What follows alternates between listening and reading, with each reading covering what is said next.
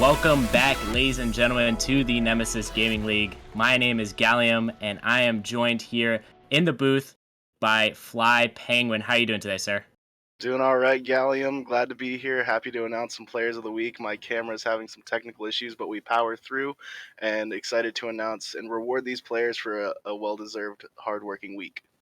Very well said indeed. Very hardworking week. I know it's getting kind of close to the playoffs, so everybody's trying to fight for that spot. So, it wouldn't be right of us to not announce some players, rewarding of player of the week. So, without further ado, getting this stream along, we are going to start off in the provisional league, and I'm going to start off with the runners up. We have Crispy Waves, Psych 99, Lasagna Man, Fatal Shadow, and Stallify.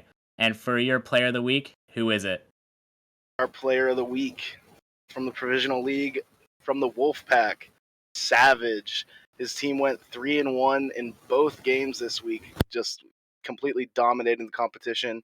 They jumped in the power rankings to number 2. Just a great week from Savage and great week from the Wolfpack to just come back and turn their season around at a great time. Yes, a very well deserving player of the player of the week in the Provisional League, which has been very competitive in its first year of play. So, congratulations again to Savage. And moving on quickly to the Novice League, our runners up, we have Vigil, Septune, C Money, and Sage Burner. And who won it this week, Flypan? This week's novice player of the week is LNR Vita from the Wisps. They went 6-0 as a team this week. Vita is just a cracked player. He's very mechy. He's very fast. He's just a great player. He plays ones. He challenges himself constantly and always looking to improve. So, congrats to Vita. Yeah, that's a very accurate evaluation of Vita as his former teammate. He's definitely deserving of a player of the week. Not sure if he's won it yet, but again, congratulations to Vita for the novice player of the week.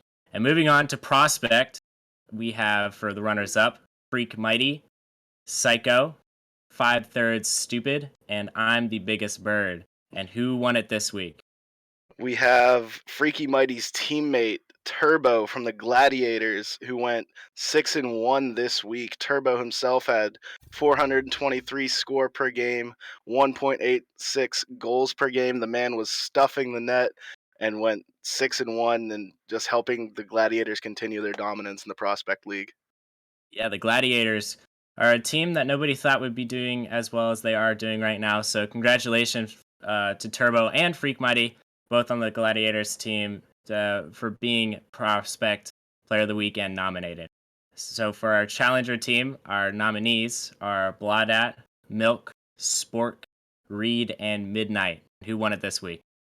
Midnight's teammate, another teammate here, Gallium, from the Papayas, we have Jeffrey. Now, Jeffrey put up big score per game, scoring 519 and 1.62 goals per game, which is a lot, but also more impressively, 2 saves a game.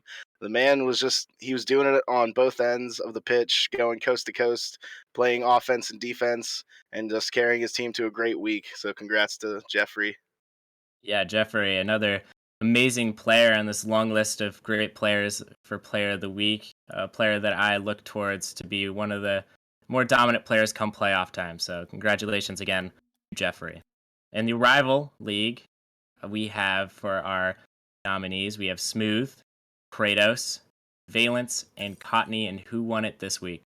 We have Case from the Gravelords. Case had a decent week, or decent as in player of the week. 468 score per game. He had 1.6 goals per game and 1.2 saves per game. In player of the week terms, it was pretty solid, but in the rival league, it's the best. Yeah, very, very impressed with Case's numbers. And honestly, congratulations to everybody who was nominated and for everybody for Case for winning the Rival Player of the Week. I know Rival, along with all the other leagues this season, is very competitive. So it takes a lot to be Player of the Week these days. Now, moving on to our final league, Titan League. Our nominees are Xenix, Nuggy, Fishy, Arrow, and Dylan, who won it this week. We got our third and final teammate, Nuggy's teammate on Inferno. We got Aura. He had the highest score per game of all of our player of the weeks with 534, another 1.6 goals per game for a player of the week, and he had a whopping 2.38 saves per game. Congrats to all the player of the weeks and Aura and his domination in the Titan League this week. Yeah, Aura, along with the Inferno team, really starting to pop off. I'm Firestorm GM, so I watch in on some of their games, and Aura definitely deserves it this week. I think one of his games he had 1,000 points, so he definitely does a lot for his team, and I'm really glad that he's up there this week. But that's basically a wrap for this week. As we are going into our first match, I just want to thank you again, Fly Penguin, for coming out here and doing Player of the Week with me. And no problem, Gally. I'm always happy to get in the booth with one of the up and coming goats. And, it was a pleasure. Thank you again, Fly Penguin. Amazing job for your first time, might I add. And honestly, I'm just ready to get into some Nemesis action. So without further ado, let's get to our first matchup of the day, where we have the Dragons taking on the Grandmasters, a Titan League match. When we come back.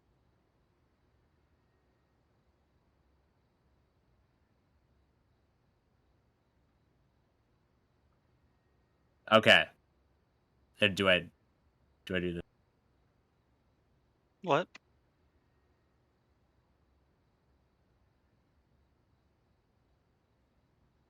Oh, sorry. I thought we were taking a break, but apparently I was wrong there. So, welcome, back from that non-existent break. Thank you all for joining us. This is my first time in the booth this season for an actual game, and I'm excited to share it with you, Gallium. And I haven't watched a single game all season. I don't know who's good and who's bad. So if you could, fill me in on these two teams. Yeah, we have the Dragons taking on the Grandmasters, and even though this doesn't look like much of a matchup on paper, this is actually a pretty big matchup for one of these two teams, and that team is going to be the Dragons, who are 6-8, hoping to maybe sneak in with a play-in spot here, and against the Grandmasters, who are 3-11.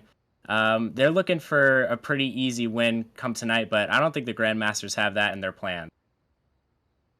Yeah, on paper, Grandmasters have the edge just because they're the only team here tonight playing that has a player above 1800. Dragons kind of got clowned on for picking all 1700s, but it's working. They're the ones that are in position to make the postseason, whereas Grandmasters, they went with a more serious approach, and it just hasn't worked out so far. Yeah, you know, whatever works. For the Dragons, it is definitely working for them. And honestly, with these two teams, I'm just going to go over their rosters real quick. For the Dragons, they have Vulcan, Burr, Mayo, and Glow. And for the Grandmasters, they have Luxury, Shadow, and GBE. So actually, the only two names that I know on either rosters are Mayo and Luxury. The others are kind of foreign to me right now. But I'm excited to learn more about these names as this match progresses. Yeah, so in the Dragons, Vulcan, Mayo, and Glow, all like staples of the rival league last season. Very impressive players in their own right, and the fact that they can come and compete in Titan League is crazy and just shows you just how talented Nemesis is as a whole. People going up and down, being able to compete no matter where they're at is impressive. And then Grandmasters, I know Luxury has hit some insane clips. I think he's been nominated and possibly even won clip of the season. I think that was in season 4 or 5. He hit this amazing shot where he just like off the ceiling flip reset, double tap. It was insane. And Gabe, I've heard a lot of hype around him, so hopefully he shows up and pops off too, because I think he could be the X factor there for Grandmasters. Yeah, definitely. Both of those players are very notable up in the Titan League, especially Luxury. I see him in a bunch of clips. I've seen a bunch of people clipping his shots, and I think he's in contention for Player of the Week a couple of times. So Grandmasters definitely have a good player on their side, and I believe last game rather, they beat Crip's team, the Spartans, So, they're even though they're 3-11, they're coming off a win, and I expect them to feel semi hot against this Dragon. Yeah, and they say that the worst team you can play against is a team with nothing else to lose, and the Grandmasters are sitting in that eliminated spot at 3-11. There's no way they could make play-ins. There's no way they can make playoffs. So they have nothing else to lose. So they're gonna come out here. They're gonna play. They're not gonna play stiff. They're gonna be relaxed. They're gonna be chill, and they're just gonna make plays happen. And I'm excited to see that. Whereas Dragons, on the other hand, they might come out stiff because they're sitting at 6-8. They're in the playoff position, but just barely. They don't want to fall into play. They don't want to fall into the play-ins or out of that playoff position. So they need this win here tonight. And Grandmasters, even though they're 3-11, not going to make it easy. Yeah, and I think the Dragons needing that play-in spot is going to make them play, as you said, a little more stiff. And I think this game one is, in my opinion, going to go to the Grandmasters because the Dragons are going to be very nervous. They're going to make a lot of mistakes. And honestly, I'm just really hoping they prove me wrong here. And the Grandmasters, as you said, they have nothing to lose. So you can go out there and play however you play. It doesn't affect how making it into playoffs. It does affect how the rest of your season goes because if you have a nice end of the season, it could have some implications going into the next season. And so I don't think you want to lose this game regardless if you can make the playoffs or not. I think the Grandmasters are going to come out here and honestly prove a lot of people wrong, prove to people why they should have made playoffs even though they're 3-11. Yeah, the only reason I could think that you would want to lose this game is for a draft pick next season, but with the draft lottery, that's still not guaranteed. Whether they win this one or lose this one, they still have the same draft odds as the 0-14 Spartans, who also has their own first round pick. So, win or lose, Grandmasters gonna be okay, just because they are guaranteeing themselves a good draft pick, and anytime that you can play spoiler is always going to be fun. Oh yeah, it's going to be so much fun. And as these players are joining the lobby, I know it's usually how it goes is the play-by-play asks color for predictions, but I'm going to ask you for predictions this time, Squirrel, because I think you know a little bit more about Titan League than I do. So I'm just going to ask you, who do you think's taking this series, and honestly, in particular, who do you think is going to take this game one? Um, that's a great question. Coming from the guy who hasn't watched a single series all season, um, I love Mayo, one of my favorite people, the Pepe guy himself. Vulcan, solid guy. Greenglow carried Rockerman to a chip. It's okay. Burr, I've heard great things about Burr, but when you have a team full of 1700s, really 1750s, in the Titan League, I don't see it working out well in the long run, and I think Grandmasters are going to take it. I think it's going to be 3-2, just because the Dragons have impressed. I do think they can take this one, push it all the way to Game 5, but on paper, Grandmasters just look better. Yeah, and I'm sure it's come to a lot of people's surprises that you picked the Grandmasters, but honestly, I'm not surprised. I'm going Grandmasters in 4, and as these players are finally joining up, I'm just so ready for some Nemesis action and to be back on this Monday night. And, I'm just glad to be here with you, Squirrel. Absolutely, as this first kickoff goes heavily in favor of the Dragons. Vulcan off the ceiling, gets a good 50, but Shadow there to send that one away. Glow can't quite put it to the middle. Mayo sends it up, but Hypnotic reads that one pretty well. Vulcan opting to control this. Gets bumped for his efforts though, as Mayo, an awkward touch into the Grandmaster's corner. The ball up. Gringo shoots. Luxury sends that one away. Early pressure here in favor of the Dragons. But can that hold, Gallium? Honestly, 2 shots and a third one coming out here. Oh, that almost slipped in. But 3 shots this early in the game. It might bite you in the butt, and it just did there as Hypnotic slots one for the early 1-0 lead.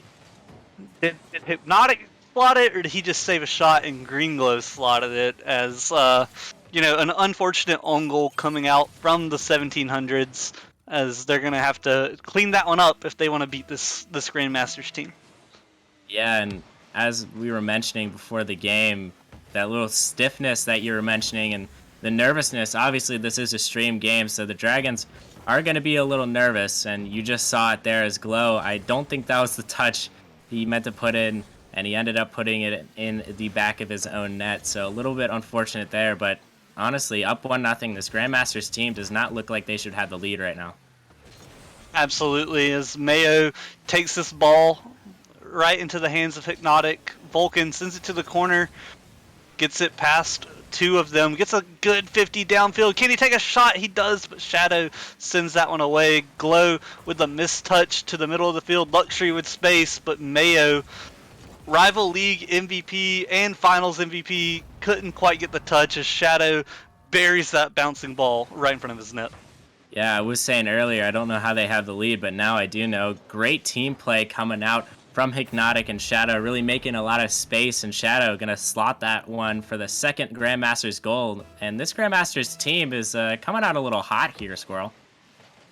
Yeah, they are, and that's to be expected when this is the Titan League. Anyone can beat anyone on any given day. It just depends on who shows up ready to play, and the Grandmasters, they're sitting at 3-11. They have no chances, but they don't want to get embarrassed by that 1750 team. Gringlow trying to get mechanical there, but couldn't quite touch it. Vulcan gonna have to get a good clear here as he sends it to the wall. Shadow just waiting on him. And one thing I've noticed is that the Dragons just sending this ball to the corner, and Grandmasters are ready for them every time. Yeah, it seems the counterattack for the Grandmasters is really going to be the key for this game. I've seen a lot of balls in the Grandmasters zone, and the Dragons are just, keep pelting them, and the Grandmasters get one lucky touch. Or maybe it's not luck. Maybe they just have really good clearance, and they're getting into the Dragon zone, and they're kind of really forcing the issue in these corners, and that's really going to be a key, especially later on in the series, if the Grandmasters can keep up this pressure. And that flick says they can. Shadow, what a flick and what a goal. Yeah, I'm pretty sure a team bump opened up space for Shadow, and a beautiful catch and a perfect flick, bar down and in. Mayo couldn't quite get to it, and someone check this man, he might be a bot. Yeah, that is why he's an SSL tournament winner, and I am not. What an amazing flick.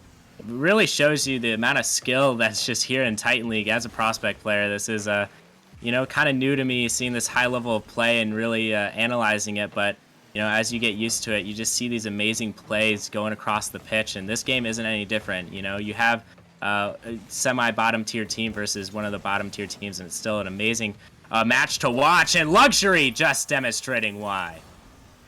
Luxury with insane pop-off potential, and he shows it there as he fakes Mayo, making it look easy, and just takes that ball underneath him and in. He's hit some highlight shots in the past, and there goes one right there. Yeah, this Dragons team looks like they have no response. Grandmasters are 4 for 4. 4 shots, 4 goals, making it look a little bit too easy, Squirrel. Yeah, they might as well just change their name to Wendy's at this point, being 4 for 4. Another shot comes in. Glow sends that one away. And I want to point out, Gallium, that Mayo sitting at the bottom of the scoreboard with 70 points, 72 now with that touch. And, you expect more out of the MVP last season.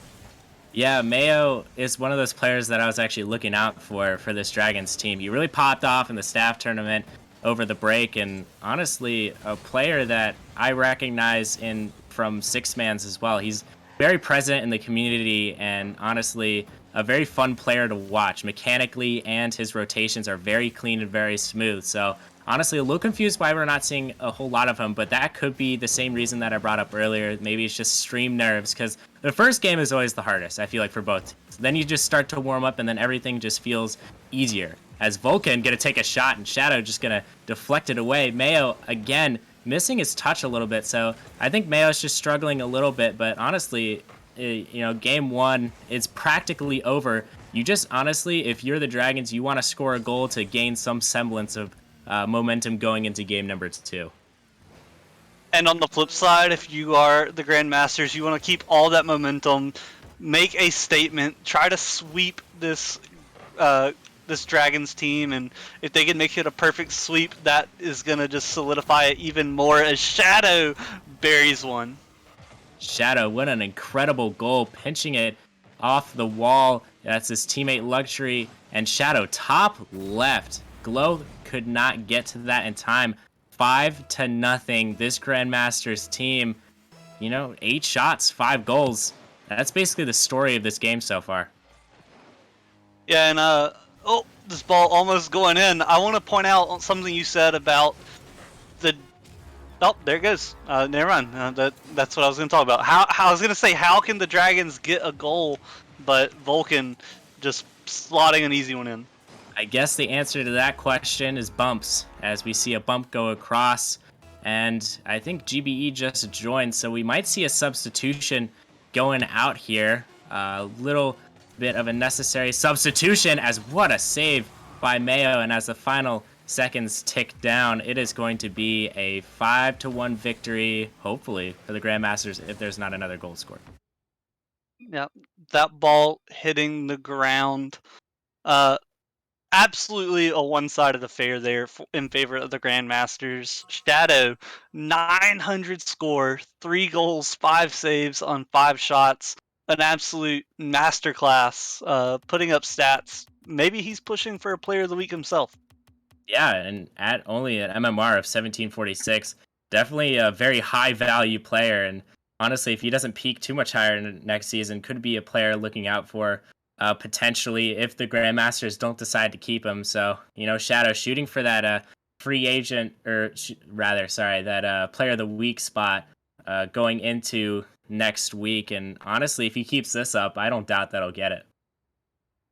Yeah, and, I'll even point out that Hypnotic played really well. And Hypnotic is a player for the Bishops, sitting at 1520 MMR. So if they can 5-1 with a I think Bishops is challenger. So with a Yes. challenger player, like with Gabe coming in, I expect this gap to widen even more.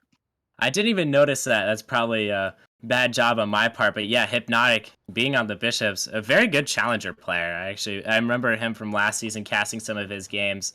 Honestly, a very solid player. And honestly, he held up very well. He actually gave his offense some speed and momentum. And honestly, he didn't look any different from a Titan player. And I think if anybody was tuning in for the first time, I don't think anybody could tell the difference. Yeah, and it looks like we have some issues here. Finally everyone gets joined in. Some players not quite being ready to play this one, but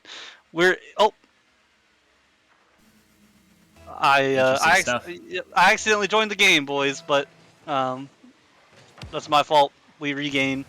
A little rusty here, but the people that aren't rusty are the ones on the pitch here as Vulcan gets an early shot on net. Mayo, a nice touch out. Glow can't quite get there. This ball up to Shadow. Shadow controlling it. Gabe, a good third man rotation, far enough back. Glow looks like he's playing a little faster this time as this ball in the corner of the Grandmaster sent away effortlessly. Glow up. Shadow off the ceiling, and if we were worried about any nervousness or lack of confidence from the Grandmasters, they're coming off the ceiling. They're getting mechanical. They are doing everything, Gallium. Yeah, they are. And on the other side of the pitch, the Dragons are looking more comfortable as well, as we just see passing plays going out like that one there. And honestly, this is exactly what you want from this Dragons team. You want them to be more confident in their abilities. They need that play-in spot. Just honestly, how badly they want it is the question. I know they're a bunch of 1700s in Titan League, but honestly, I think this league has shown me that honestly, any team can beat any team on any given day, and it's all about grit and how badly you want it. And I guess GBE just wants it more. Yeah, Gabe just Luxury faking out Mayo, Green Glow in an awkward spot, and Gabe just slotting that one high. Can't quite reach it as they take an early lead, but honestly, I would say that the first minute and a half went a whole lot better than game one for the Dragons. Yeah, honestly, it was looking pretty good for them, and a little bit surprised, like we were in game number one, surprised that the Grandmasters scored first, but game two, a little dissimilar in the fact that the Grandmasters actually have some shots before they score, and not just a lucky bounce. So the Dragons down by 1 again in game number 2. We'll see if they can regain here, Squirrel. Yeah, and I would like to point out that it is Mayo's birthday, so happy birthday, Mayo. He might be a little inebriated, as he doesn't miss those, but it turned into a pass to Green Glow as he ties this one up. Green Glow, an absolute banger of a pass right to Mayo and right back to Glow. He might be inebriated, but I think it might be enhancing his skills right now. Maybe, as that was a spot-on pass. Their second goal of the series, and it's the most important one so far as they tie that one up. And Vulcan with a great pinch, Mayo almost off the backboard to make something happen. Shadow sends this one down to the wall. This one played back in. Vulcan, a good clear. Luxury, a nasty recovery. That ball bounces off to the middle. This ball shot on the bump comes out, and Shadow puts it in. What a great goal from Shadow. Off the wall goes Luxury and right to Shadow. Honestly, my surprise player right now, and honestly, I didn't even notice that bump on Mayo, but that bump as well was absolute class coming out from Luxury. I think he honestly did it all there, but I just want to talk about Shadow for a second, a player who I didn't really think much of when I was thinking about this Grandmasters team, but a player that's really showing me something. I think he's a 1750, so he's right around the range of this whole Dragons roster, and honestly a player I'm looking forward to watch more in the future. Yeah, Shadow, if you didn't know him before, you'll definitely know him now. As 900 points last game. He's already got a goal this game. Looking to solidify himself as one of the best value options here in the Titan League. Mayo with control gets past one, but gets bumped, and I can't stop thinking about that bump from Luxury making that goal possible, and it just goes to show you the creativity that comes out of this Titan League. Yeah, it's basically Rocket League is like art up here. You can do anything with the ball that you want as long as you have the mechanics to do so, and the Grandmasters obviously have the mechanics. They are leading in the shot department 7-4, so they're definitely putting on more pressure on the net, but honestly, this Dragons team is not going down without a fight here, Squirrel, and I'm honestly excited to see if they can make a comeback here in this game too. Absolutely. Game 1, a blowout. Game 2, super close. If they can't quite get it in Game 2, maybe Game 3 will start the reverse sweep for the Dragons. But there's still a lot of game left to play in this one. Dragons looking better. Shadow in an awkward spot. Demo coming out, and Gallium. Demos were something you mentioned in Game 1. We would love to see a lot more of those coming out. Especially me. I am the only top 15 stat that I'm a part of is demos per game, so I do love my demos, and I advocate for anybody who does chase demos, or not like particularly chase demos, but demo on occasion, as Mayo. He is popping off right now, Squirrel. Yeah, Green Glow, almost an insane double tap. Mayo sends this one behind the defense, back post, perfectly placed to tie this one up with just under a minute left, as this one looks to be a much more exciting game than that first one. Yeah, yes it is, and I'm honestly surprised that, as you said, I think bumps and demos are the keys. I was surprised that bump and demo didn't go out there because, honestly, the Grandmasters have been playing solid defense, along with the Dragons. Both teams have been playing some solid defense, and honestly, I think most of the Grandmasters goals have come from bumps or even just the Dragons committing too hard. And honestly, I think that's just a lack of communication, as we see another double commit go out from the Dragons. Kind of a telltale sign of how this series has gone so far. Yeah, I agree with that. The communication just not quite there. Is this one awkward? Wow. Luxury shoots on a net with 3 people in it, and it goes in. What a banger coming out from Luxury, and you know what? Pay the man his money. He is definitely putting it to the Dragons right now. He's not only showed creativity, he's shown speed and shot precision. So Luxury, definitely a player to look out for if you're going against this Grandmasters team in the final 3 other games of the season. So, kudos to him for being spectacular, but another spectacular player, Mayo, meets Luxury at the net, and it is going to be a Grandmasters victory in game 2 as they are up 2-0 in the series. That shot by Mayo was so close to send that one into overtime. And, if you're going to lose the game either way, you almost wish he wouldn't have taken it, because I feel like that just completely demoralizes and kills any momentum they had going into this next game with a shot that could have been in, but you just don't quite hit it solid enough and it gets saved. Just a terrible way to end that one, but it's looking up for the Dragons. First game blowout, second game within one. If they're going to take any of them, it has to be this one right here, or else they're getting swept.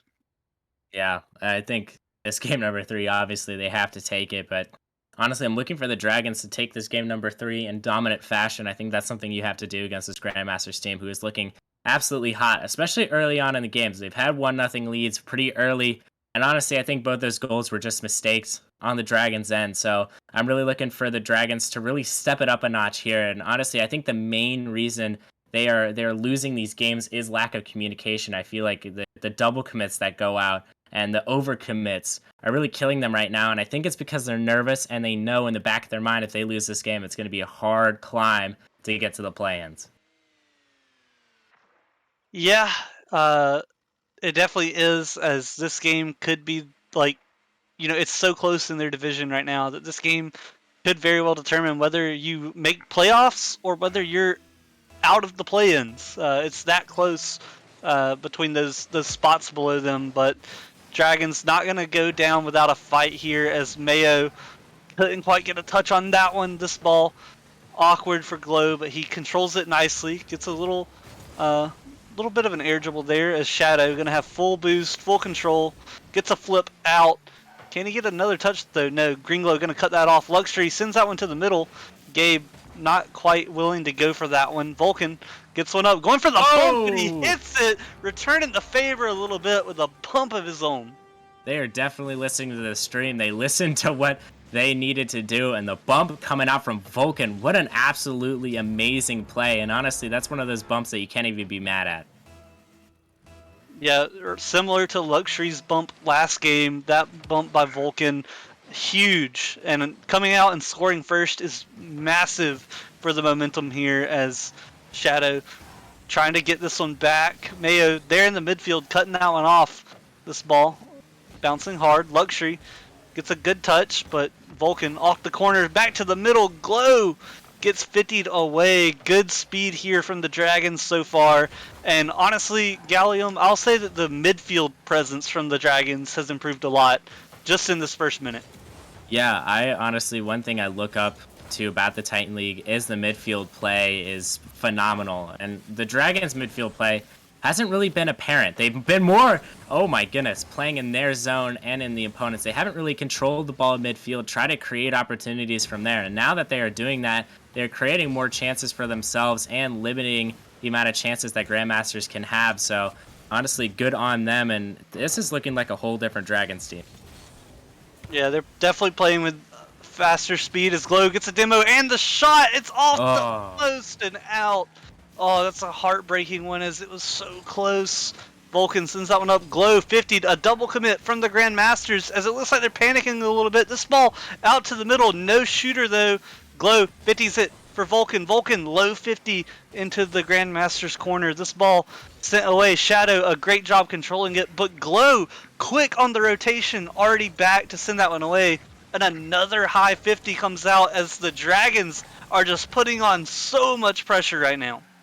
Yeah, pressure indeed. And honestly, one thing I'm looking out for the Dragons is not let those counterattacks get you. I know that's part of the Grandmasters game, is to get you with those counterattacks, and we are seeing the Grandmasters, even though they looked like they were down and out, Shadow coming in with a clutch goal.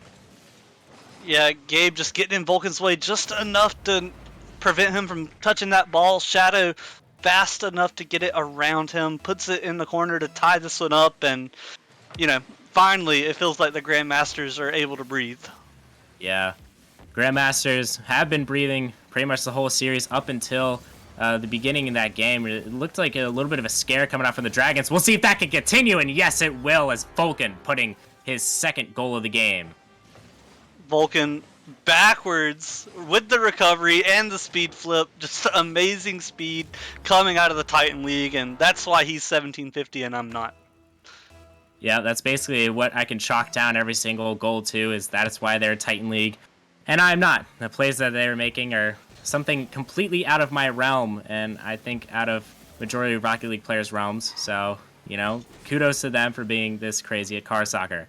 But honestly, the Dragons, I mean, completely revitalized, honestly. I think this is a Dragons team that we were meant to see from the start, but I feel like the stream nerves kind of maybe got to them a little bit. And honestly, the communication is looking like it's definitely there. I'm seeing some much better positioning from the first man and the second man. In the past games, it looked like the first man and the second man were clumped together. Now it looks like they're more spread apart. So that's definitely something to look out for as the series continues to grow. And the first man for the Dragons just being super annoying, not letting the Grandmasters have any space. A very big difference in this game as opposed to the other ones. Luxury almost getting beat to that one, would have been a goal if he got beat to that one. Gabe controlling this one into the corner, beats one, a bump comes out past the second one. Mayo gets it around to save that one. The double tap doesn't quite go towards the goal. Luxury 50s this one out to the midfield, and we talked earlier in the series about what the Dragons have to do, and now the Grandmasters find themselves down. So what do they have to do to return to form and put this Dragon squad away? Exactly what you're seeing right now. Catch the Dragons out of position, as that goal almost snuck in. And I think the Dragons will slip up eventually. Every team has a little bit of a slip up, but I think it's finding that slip up and capitalizing off of it that really matters for the Grandmasters here. And honestly, with 46 seconds remaining in this game, there's not too much time, so you're going to have to find it quick. And a unfortunate 50 almost leads to catastrophe there, as 35 seconds left. The Grandmasters looking to put the pressure on this ball up. Gabe sends that one to the corner. Greenglow takes care of that one pretty easily. This ball, a wheel touch comes out. Glow can't get it past Shadow. This ball in the Grandmaster's corner, not where they want it to be with 20 seconds left. This ball up. Vulcan going for the double touch. He gets it. It puts it on net. Luxury with a save and another one. Vulcan, can he make something happen this time? Double tap. Chance. Gabe sends out away. Mayo with the shot just high. And with 1 second left, Glow going to send that bar down. And the Dragons have taken their first win of the series. Dragons definitely made it look interesting that latter half of that match. Holy, the amount of shots they put on in those 30 seconds alone is one for the record books. And honestly, this Dragons team, if they carry this momentum going into the next game, I honestly think they'll have the reverse sweep opportunity here, Squirrel. Yeah, the opportunity is there, and they need it. The only way they're winning the series is with a reverse sweep. And if I'll tell you, if Vulcan keeps playing like he played, it's gonna be a close series, because Vulcan being annoying at first man, bumping, scoring goals, making plays happen, not giving the Grandmasters any space. And I don't know about you, but to me it looked like it tilted them a little bit. Yeah, it did. And honestly, he's been doing a lot of the dirty work this series, and good on him. I feel like, he doesn't get a whole lot of credit in the points for the work that he does, but he does it nonetheless. And I think that the work that he is doing is going to propel this Dragons team to even greater heights. I agree to that 110%, as Gabe sends that one up. Mayo, a good 50. Shadow just touches the ball, and Glow just takes it right from him. No one back, as this ball just rolls in for an early goal. Yep, that's the Dragons just capitalizing on an early mistake from Shadow. A mistake that you don't want to make against this very hot Dragons team. And if you're the Grandmasters or a fan of the Grandmasters, it's looking a little bit worrying for the Grandmasters at this very moment, because honestly, they're kind of looking a little helpless against this Dragon attack right now. Yep, Mayo sends that one up high. Luxury sends it away, but Glow there to send it back. And you mentioned the Dragons attack looking good, and I think that's all because the pressure and the positioning of their third man, just always ready to send this ball back into the Grandmasters have, and just not giving Grandmasters any space as the Dragons need this game. Mayo in the corner. Vulcan off the back wall. No one there to shoot, though. Mayo gets 50. Low boost here from the Grandmasters. Gabe sends that one across. Shadow up. A demo comes out. Can this ball go in? Oh, it just sends it a little bit high, and Gabe there to clean it up and tie this ball game up. Definitely a much needed goal, and this is the Grandmasters team that we saw in game 1 and 2. Very persistent in the offensive zone and attacked when they needed to, and it has led to a goal here, and both teams tied with 2 shots, 1 goal. It's honestly about who wants this game more, who wants this series more at this point. Well, let me ask you, who do you think wants this one more? As, you know, Dragons kind of fighting back, making it closer and closer, finally winning one, or Grandmasters not wanting to be, oh my goodness, not wanting to be embarrassed by the 1750s and the reverse sweep? Honestly, I'm going to have to go Grandmasters, and you said they don't want to be embarrassed by the 1750s, but I don't think that's the case at all. I feel like they want to have a solid couple games to finish out their season. Like I mentioned earlier, you know, these last couple games are still important even if you can't make the playoffs, and I think they want to make them count. And especially being on stream, you want to have a good outing, and this Grandmasters roster has had an excellent outing thus far. They absolutely have. Is this ball in the middle? Mayo sending that one away.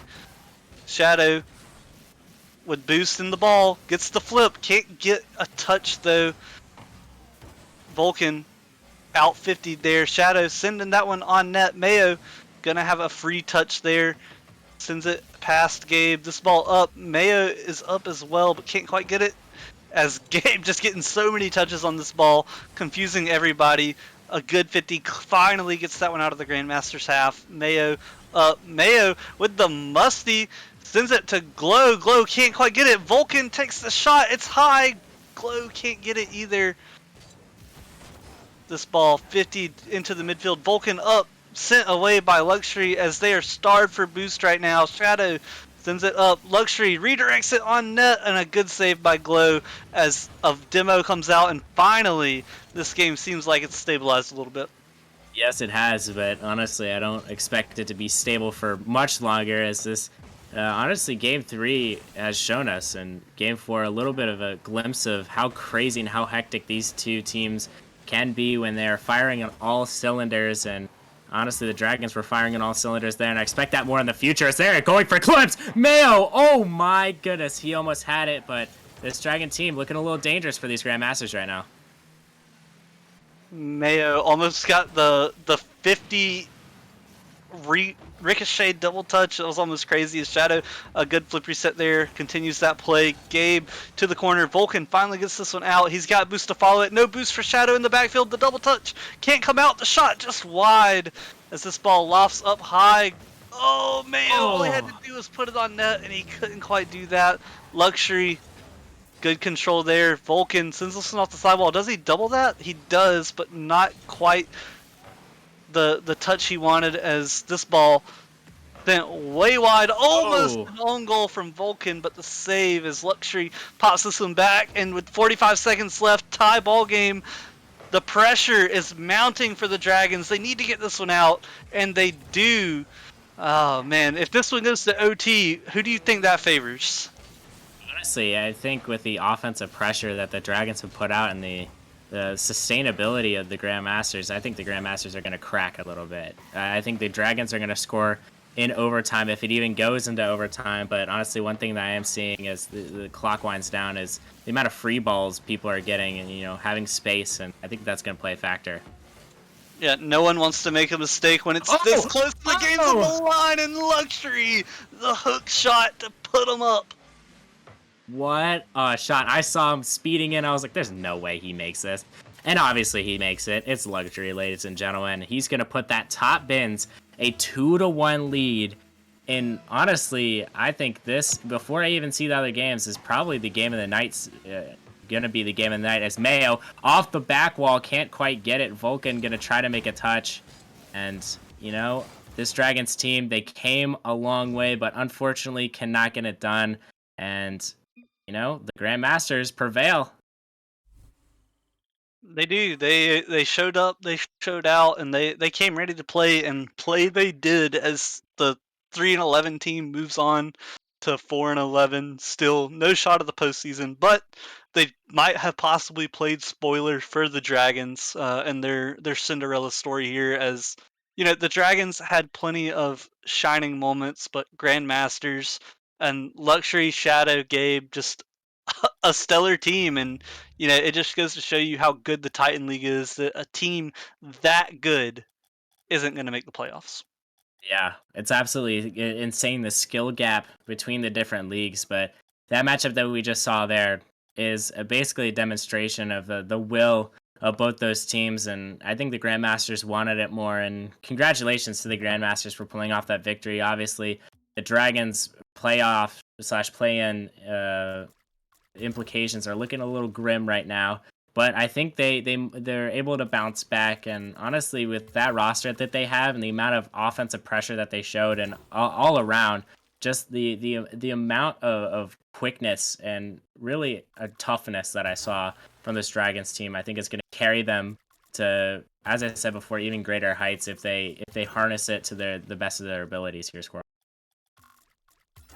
Absolutely, and the fact that they went down 2-0 and then were able to fight back and make it closer and closer each time just shows the amount of guts that they have. And I'm going to agree with you. I think that might have been the match of the night, but we do have two stellar matches coming up.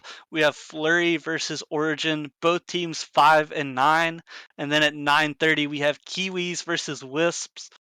13-1 for both of those rosters, and I think both of those are going to be excited. And if you had to pick between those two, uh, which one are you like watching more? As a former novice league player, I'm gonna have to go with the novice league match. The Kiwis have looked phenomenal. They actually got rid of their star player, it seems, Dre. They gave him right to the Wisps, and that happens to be who they're playing tonight. So a little exciting, honestly. Both 13-1 teams, roster changes benefiting each side. So we'll see how that one plays out. But honestly, I just want to say thank you, Squirrel, for making my first cast of the week a really really good one. And you're a great play-by-play man, and I really look up to you, Squirrel. So thank you very much. I appreciate it, and thank you for making my first time in the booth this season an enjoyable one. And shout out to Kripp for being the streamer, making this all possible. Thank you all for watching that first match of the night. Stay tuned because we have two more exciting matches underway for everyone. Please, please, please join us back. The next match is starting at 8:45 as we got some amazing matches, some amazing casters lined up, and all around just going to be good fun as we look to head towards the end of the season here in a few weeks. Thank y'all, and we'll catch y'all in a little bit. Back to you, back to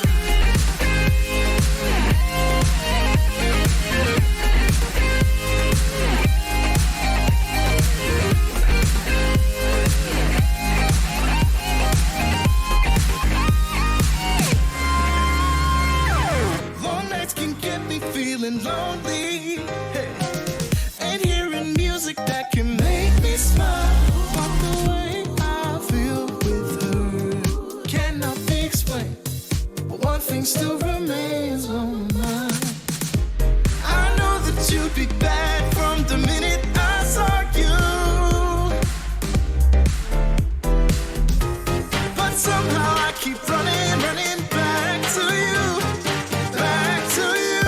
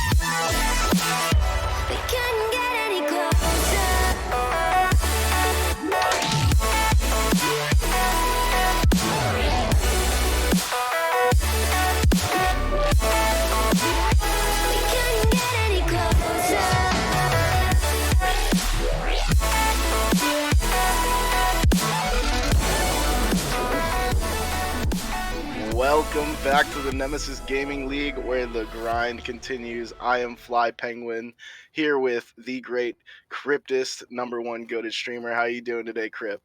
I'm good. Was not expecting to be here. Kind of a last second decision that we got here. You know that's the beauty of it. In Nemesis, we're always ready. We got people waiting in the wings to get here in the booth to get the job done for the great fans in the Twitch chat. Hope everyone's having a great night. We got a banger here tonight. We got some prospect league action. We got Flurry versus Origin with play-in implications, I should say. Origin is the 11th seed when Flurry's the 12th seed. Both teams being 5-9, not having a too hot time, but they're still in contention for the play-ins. Last 4 games for Flurry, they are 0-4, getting swept in their last 3.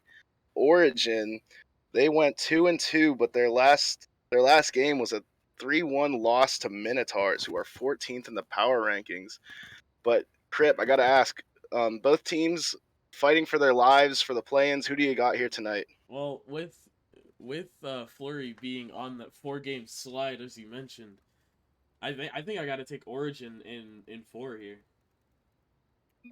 Definitely not a bad guess. I have to go with Flurry. I am a Speed Demon stan. He was my first GM in Nemesis, and he's a competitor. He's got the fight in him, so I'm going to take Flurry here in 4. As we get into the action, the kickoff starts. Which team will get that ever closer to that 10th seed to get that last play-in spot as Sweeney gets a shot on, demoed by Critter. Critter, #1 in prospect in demos. As a shot goes on, Waffles with the save. But yeah, we're looking for Critter to make a big physical impact here, Crip. He is leading prospect with 2.4 demos per game as Sweeney just takes it away from the net. Oh boy, they're definitely putting it on. They're putting the pressure on Origin here, Crip. So what are you looking for from these two teams? Well, as we saw last week with Flurry taking on Hypernova, that ended up in a sweep, as you mentioned. The physical game from Critter and B-Tree was almost overwhelming for both defenses. And I'm looking for Critter to just pull out those demos as Air Sweeney with a pass out just puts it in the back of the net for Origin 1-0. Sweeney, #1 in total goals in prospect there. He does have a lot of games played. He's 8th in goals per game, but he gives Origin a 1-0 advantage with less than a minute in the match. Critter takes the kickoff, pops it into the zone. Sweeney, first to the ball, dunked by Critter. Waffles pops it over Critter. Sweeney to make a play, but he's cut off by Dukes. Dukes puts it on. Frosty standing tall in the net as they go on the counterattack. Ball bounces off the backboard. Sweeney has a play. He passes over to Frosty, not quite expecting it. Dukes, the lone man in net, has to make an awkward touch. Right to Frosty, who puts it mid. There's no Flurry defenders. Oh, Dukes makes the save. Crip, Origin's having some intense pressure here. How does Flurry get out of it? It's just holding down those pads in front of the net. That is all they need to do to get out, and just trying to find the walls. Keep the ball in the wall, and you'll get past the Origin offense that is just sitting in the midfield, right on the cusp of the net. Safest place on defense is... Oh, Sweeney! It cuts me off as he scores his second goal of the game to take a 2-0 lead. Speed, not with the best touch. He puts his teammates in an awkward spot. Maybe Critter, as third man, was a little too aggressive there, and Sweeney takes advantage from that awkward touch and just a little bit too much aggression. They got a little overhyped by getting to the midfield line, and all 3 of them push forward, and Critter not in a position to make the right touch there, and it just gets dunked out by Sweeney to give the Origin a 2-goal lead. As it's floating towards the blue net, Critter makes a safe touch to the corner, trying to make a play out. Waffles dunks him and sends it. Frosty with a big touch, just wide. Critter trying to get it clear. This Origin team is just suffocating. Oh my goodness, it's just keeps going to the blue net. They cannot get it away. Sweeney with a shot off the post and into the corner. This Flurry team is gasping for air. They're just getting throttled by this Origin offense. It's unrelenting. As Sweeney gets a touch onto the goal line just in front of the net, not enough angle to drop it down. Critter trying, but he's met by Waffles. Oh, a big demo by Waffles with a shot by Sweeney. Big save, Speed. They're holding on. They're bending, but they're not breaking as Waffles scores the 3rd goal of the game for Origin. I want to say, he did get a touch here. He's floating down, and Frosty pinches it with Critter. What a redirect from Waffles. Wow. What a Unintentional, I redirect. assume, but absolutely intentional. A goal is a goal, whatever it takes to help his team score. What a play by those two to extend their lead to 3. 2 minutes remaining. They still have hope, but the game starts when you by getting in the offensive zone. That's how you score goals. You're not going to score those big long pinches that clear over everyone. It's not provisional. So they got to figure out a way to break out of their zone and create some offense. As Speed gets a touch over one and makes Frosty awkward. Met by Critter. Dukes has a 1v1. Can he score? Yes! Dukes with a great 1v1 play puts it on the net and makes it awkward for the Origin player and cuts the lead to 2. I've been watching Critter for most of this match, and I've been trying to count. He has at least 4 demos already, 3 minutes into this game. Absolutely insane from this man. Critter, he's a man of my favorite stat. Demos. I love the physicality. I love demos.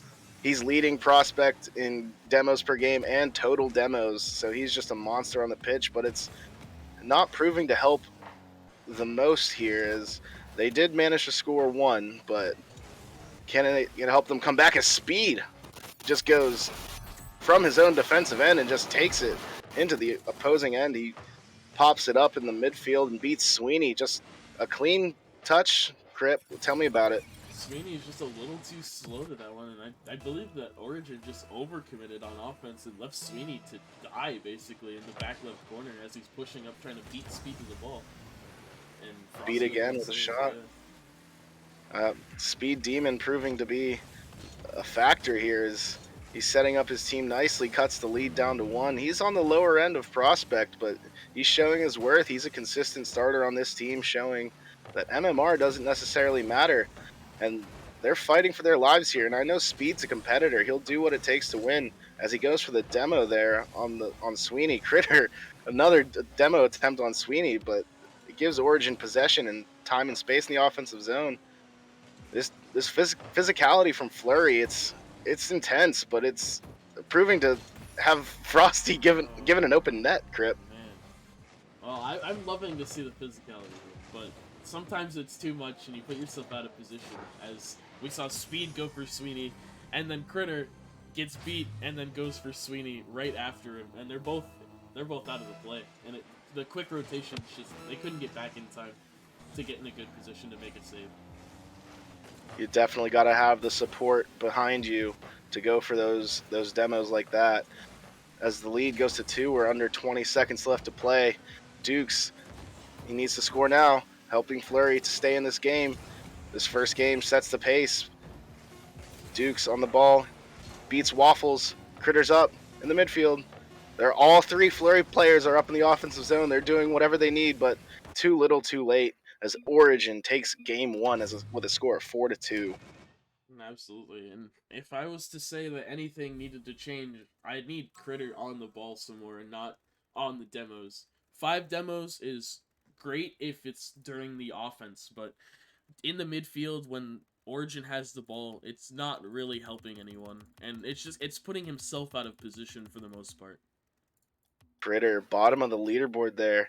It's not what you want from him. He's one of their highest MMR players. I know I said earlier that MMR doesn't necessarily matter, but when you have someone that high, you want them to be the guy that performs, especially on stream. It's do or die. There's 3 games left in the season after this, and this one would have great tiebreaker implications for that final 10th seed. The winner of this game is definitely going to have a greater chance in that fight. So you don't want to lose this match here. So you want more from your high-end players at a critical time in the season here, Crip. Absolutely. I 100%. And that's why Spartans have struggled so much this season. I don't want to bring myself out of the blue like that, but Spartans have been struggling because of the same reasons. Yeah, our Titan League has struggled in high-end talent. A lot of people leaving. But here in the Prospect League, we got some heavy hitters like Sweeney with a shot on net, big save by Speed. We want to see the breakout get better here. They've been getting swamped, stuck in their defensive zone, Fleury, I should say, and just giving Origin great opportunities. And Sweeney he's a scorer, as Waffles makes a great save. Oh my goodness. But as Sweeney he's a scorer, you don't want to give him the ball, but Critter performs, I should say. Why am I talking about Origin? Critter wants the attention back. He's almost got his score from the last game match already with a minute in. Critter dies and he gets a goal. Critter demos and he doesn't score. Where's the correlation here? It doesn't make sense indeed, but Fleury will indeed take it as they take the 1-0 lead, trying to come from behind in this series.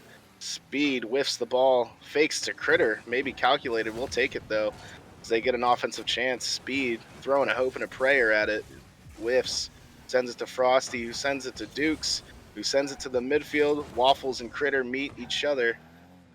We got some fast-paced gameplay. Fleury definitely picking it up. They're trying to get their first win in 4 games, it seems, as they got shut down here in game 1. Their last 3, they got swept by some top talent in the Prospect League. But what does Fleury have to do here to get their first win?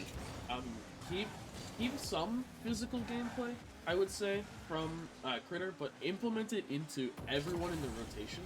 As they get on offense, just rotate through the net, but don't over-rotate to the point where you're putting yourself out of position. I think that's the way that Fleury wins this game, and maybe even the series. Yeah, it's definitely a push and pull relationship with demos. You don't want to commit too hard, but you definitely want to take advantage of the open space, as Sweeney puts it in the open space for Critter, who has 2 to beat. 1 backs off, but he just gets beat by Sweeney. Waffles and Dukes 1v1 again. Dukes doesn't get the better of this one as Waffles makes the clear. Couple of whiffs in the corner. Looking like a slow-paced matchup. They're taking a breather here, but 2:20 left. Critter doubles the lead. As I say, it was slow-paced. Critter again tries to shut me up and takes advantage of the open net there left by the Origin players. The slow pace of this game is favoring Fleury. The fast pace of last game and the suffocation that Origin had overwhelmed Fleury on defense. But the slow pace is definitely favoring Critters, especially getting both the goals in this game. Now putting Fleury up by 2. Maybe that's the key for Fleury there. Slow them down. Oh! What a shot by Waffles, and a dime by Dime Air Sweeney, as he has in his club name. What a dime indeed, as he sets up Waffles with a tight angle. What a shot there by Waffles.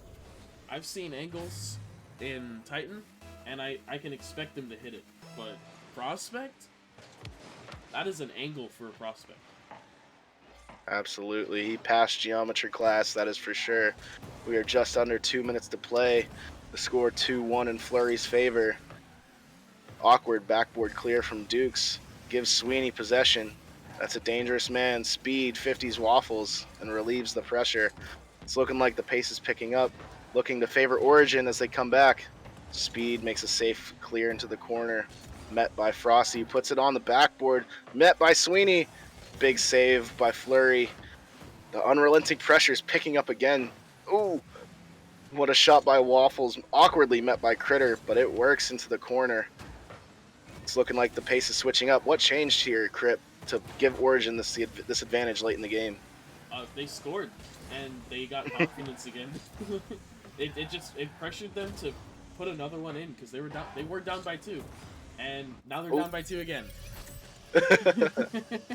Speed just puts a shot on and looked like no defenders in net, it seemed, as Critter went up for the redirect, but doesn't need to make contact. It goes in. Speed credited with the goal to double their lead again. Got some insurance, but maybe that'll take some wind out of Origin sails. It definitely looks like they were picking it up as Waffles goes into the air for this one. Met incredibly by Speed. What a challenge there. As he dunks into the open net. What a play by Speed Demon. Oh my goodness, he activated his X Factor. He's popping off here, Crip. Dr. Waffles in the air. He went for a flip reset. I don't know how effective that was, but I mean, I'm looking at it, and they're down by 3 now. Waffles went for flip reset. It was not effective as the lead grows to 3. Time winding down. We are under 45 seconds.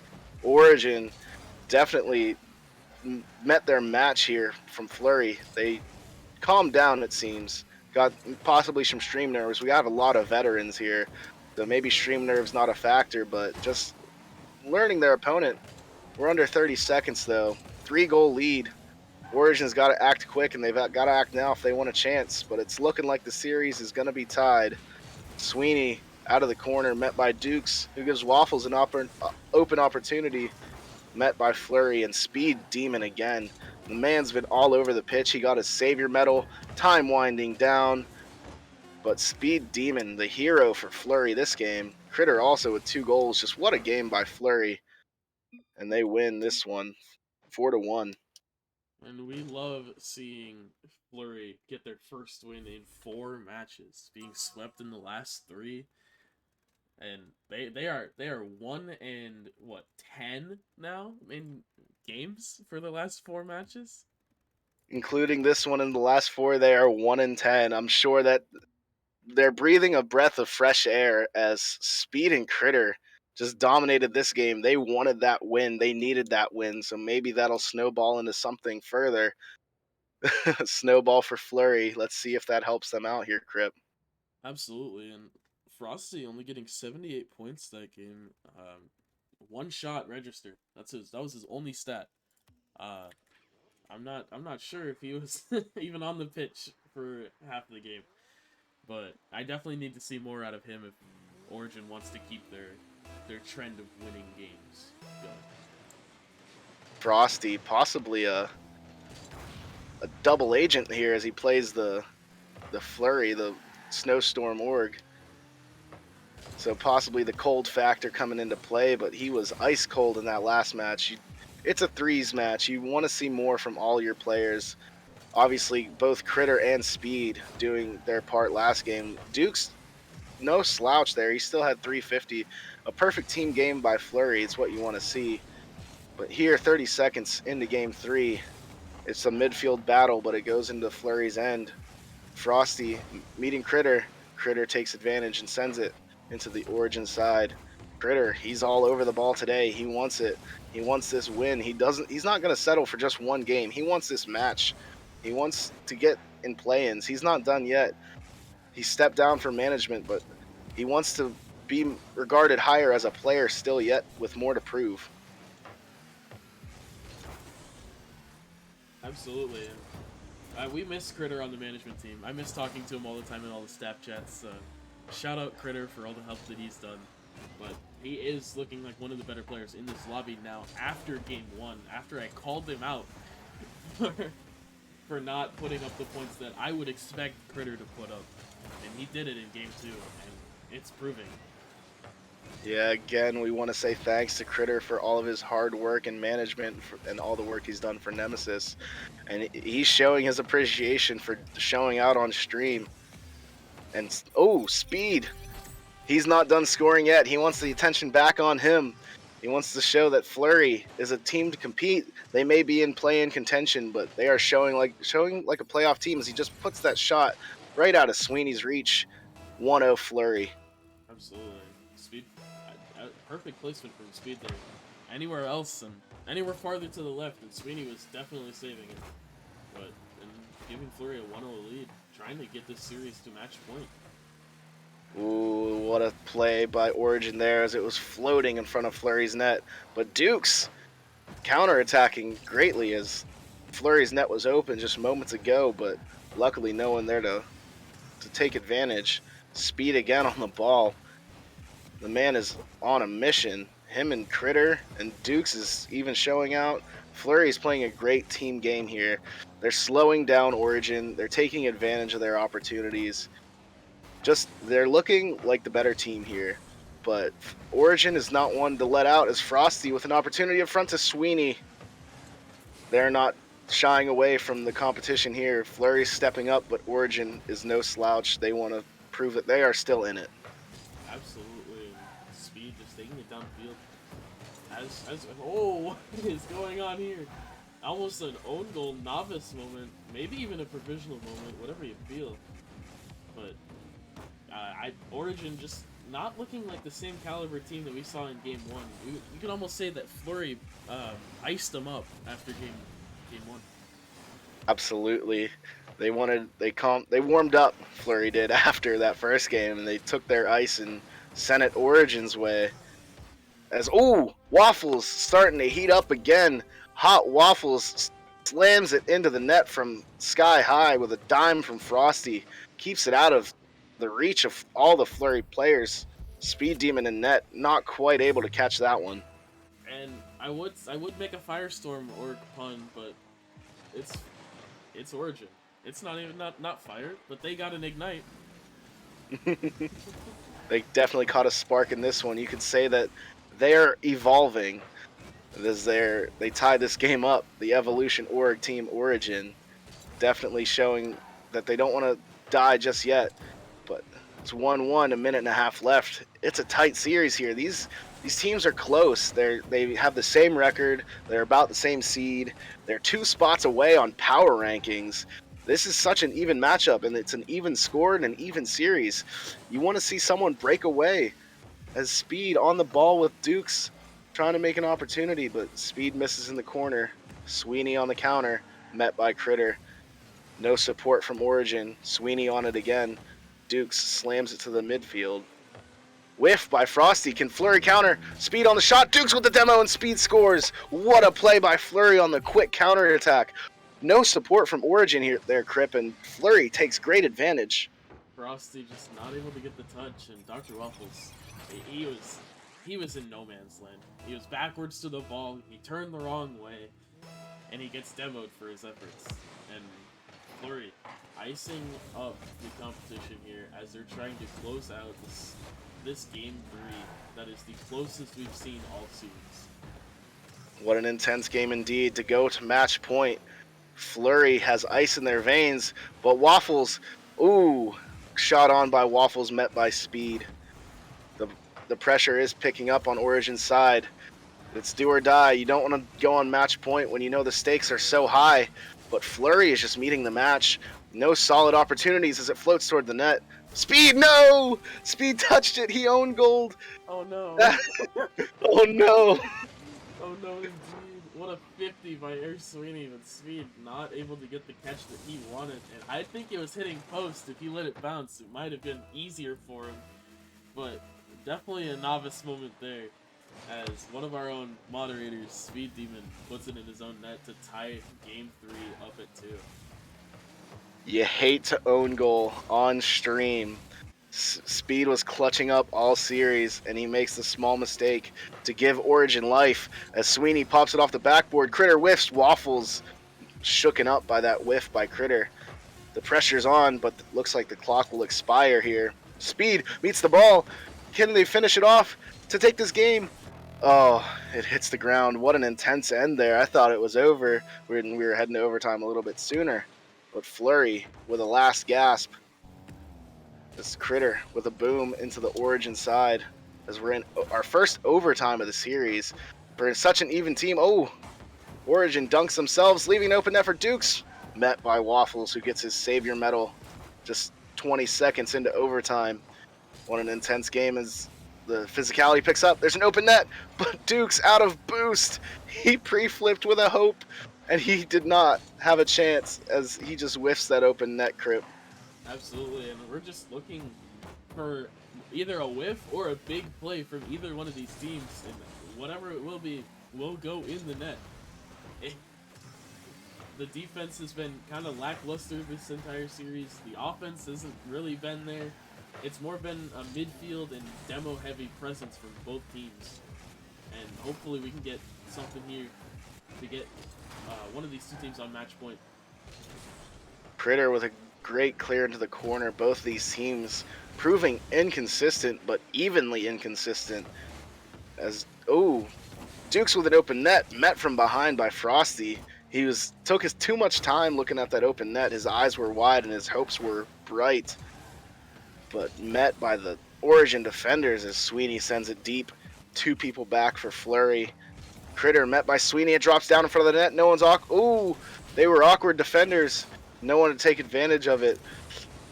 Origin definitely seeming to pick up the pace here to suit their advantage as they beat the defenders. Going into the offensive end. Oh boy, it's picking up here in overtime, Crip. Absolutely. The pace it's starting to favor Origin for the most part. Knowing that game 1 went the way it did with the pace that Origin had set from the get-go, and Dr. Waffles on a 1v2 gets a 50 into the corner, but I would think that Origin would win this based off the pace of play that we have going further into this overtime. This overtime here in Game 3 looking a lot like Game 1, which favored Origin heavily. Dukes with a big demo in the midfield. Pops it up to Frosty, who whiffs. Can anyone in Fleury take advantage? Origin, lackluster. They're slow to the ball. Gives Critter an opportunity to Dukes. Dukes off the backboard, cleared by Waffles. Big opportunities. Dukes bumping, speed. No one's back. They're awkward, but Dukes on the ball. It's looking like Fleury's just, they're having small, short opportunities, but great opportunities at that. Big demo in the net. Waffles couldn't find the angle. Frosty out front, met by speed. Waffles to Sweeney in the corner. Back to Waffles. Tic-tac-toe, but no. Critter with a counterattack. Great passing plays there from Origin, but showing no avail as Critter out front. It's in the air. Sweeney met by Dukes, just wide. Speed Demon with a follow-up. He met by an Origin defender. Frosty with a whiff. The fast-paced play. No one can find consistent touches. We're showing the worst side of Prospect here. We want to see some decent plays here, Crip. Yeah, as you said, worst side of Prospect. I wouldn't even consider an 0-14 team in Prospect to be worse than this, but Air Sweeney proving what I said to be true and clutching up this game 3.5 minutes into overtime, giving Origin a 2-1 series lead. Definitely has the ice in his veins there. Ending the game, barred down. It was floating in front of the net, but no defender in sight for Fleury. You hate to see it as Waffles with a whopping 742 score. He had 5 saves. And Speed himself with a 715 in a losing effort. But it just seemed like that overtime belonged to Origin. They had the pace, they had the pressure. They were playing their game, but it seemed like both teams, when the going got tough, the tough were nowhere to be found as there were whiffs left and right, Crip. Absolutely, and Dukes is not doing his team any favors by sitting at 154 with 8.5 minutes played. That is a score that you can get 30 seconds into the game. 2 shots and a goal. And you got yourself 150 points. But 8.5 minutes of gameplay and you get that. I don't see you on the pitch anymore. That score is definitely not what you want in an overtime game. Like I said, all series, the stakes are so high. Both teams looking to take advantage.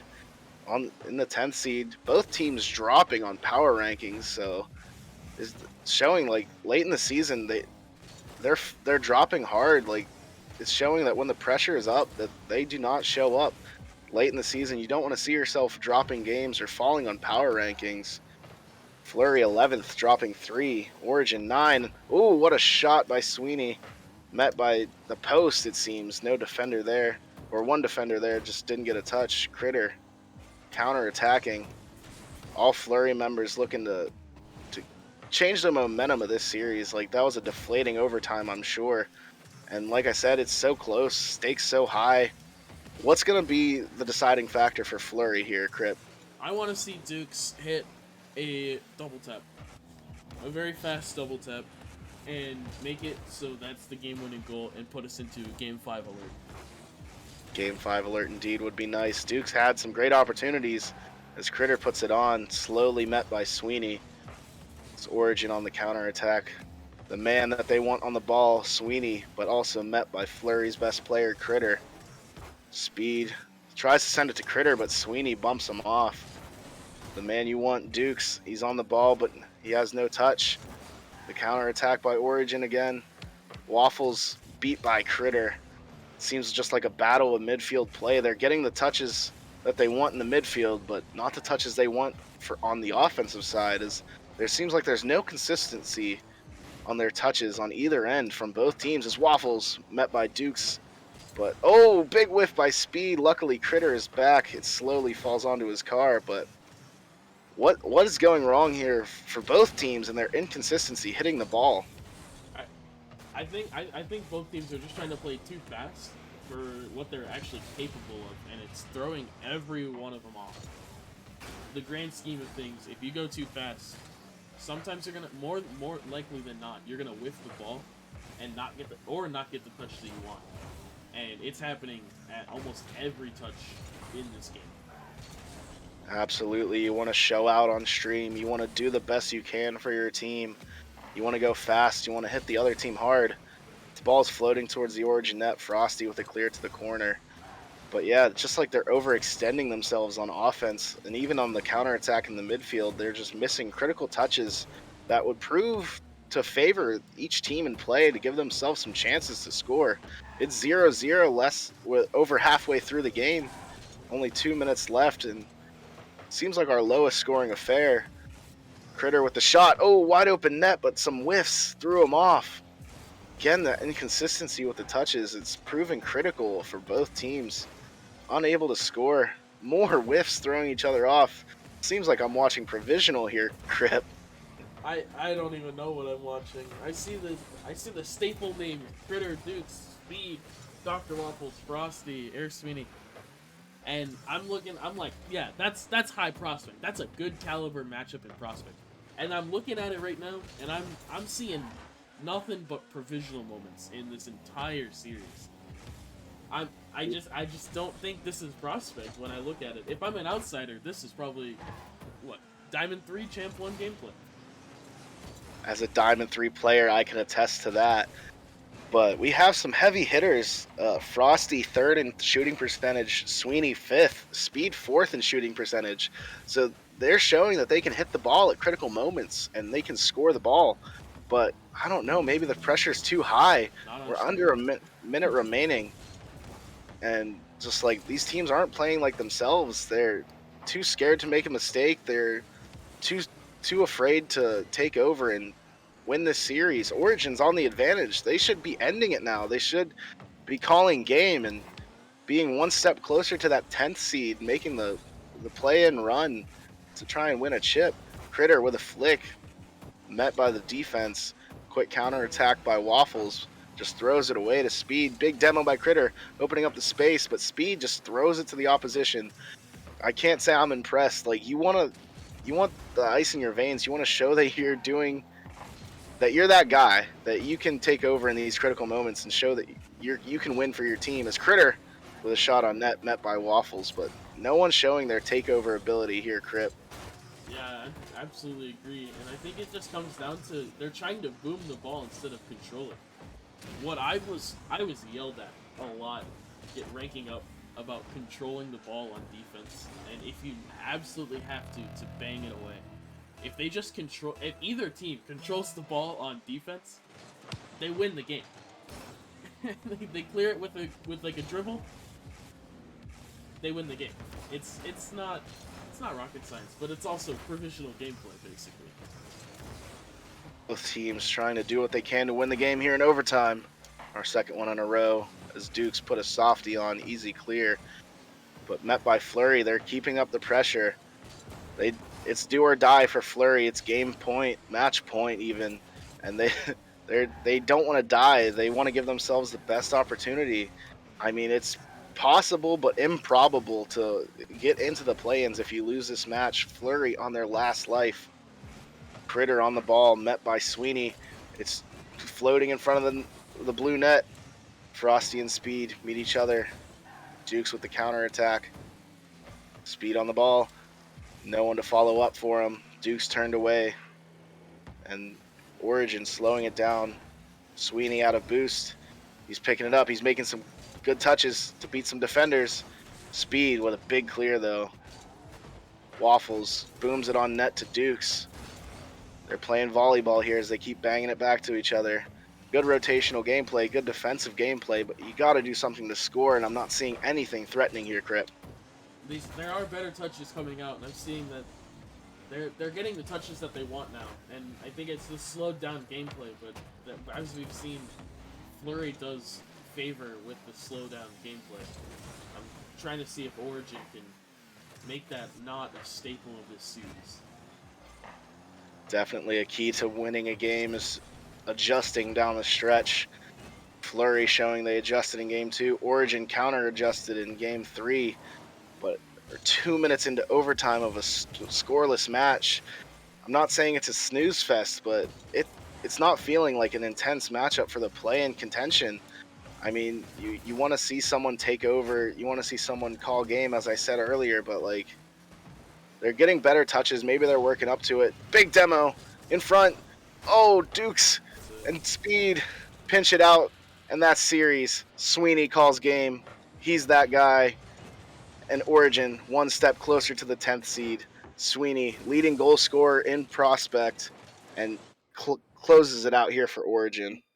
The double commit on the goal line. It might have mattered if I don't know if it was going past both of them or just one of them, if only one of them committed, but it definitely didn't help them at all that they got a double commit on the goal line. Pinch right to Dr. Waffles to end the series. You hate to see it. You played so defensive, so rotational all series, all game, especially that game 4, and you just wanted to see more from the Flurry defense. They panicked on the goal line, and it cost them the series, and it could cost them their season. You hate to see it after some great performances by Speed and Critter. Like, they dominated there at times and seemed unstoppable, but they cooled off so hard. They were met by flurries, and Origin just took their chance, and they took the series there. Absolutely. And looking back at it, I think we were a little harsh on both teams, but we saw the big names, and it was definitely something that we thought could have been a more hype match. And looking at it, it wasn't as hyped up as it was seeming that it should have been. Yeah, coming this late in the season, when it's coming down to it, you need to be playing your best. And like, a staple of my commentary is harsh on people, but, like, both teams proved that they needed to play better there. Origin coming out on top, but you can't say that they dominated the series. And luckily they took to win, so they're looking up. They still have their hopes high, so they have their confidence, and confidence is key in Rocket League. But it's not looking good for those teams going forward. You hope to see that they turn it around and make that play-in run. Absolutely, and I would love to see Flurry in the play-ins. I think they still do have a chance. They're only 2 matches back with 3 matches left in the season, but definitely looking forward, they need to win out, basically, to make that play-in, even the 10 seed at the moment. Anything they can to get that win. As we say goodbye to Flurry and Origin for this match, I'm Fly Penguin, and I thank you all for coming out for this match. Thank you, Crip, for stepping up and casting with me. And good luck to the next team, and peace out from me. Peace out.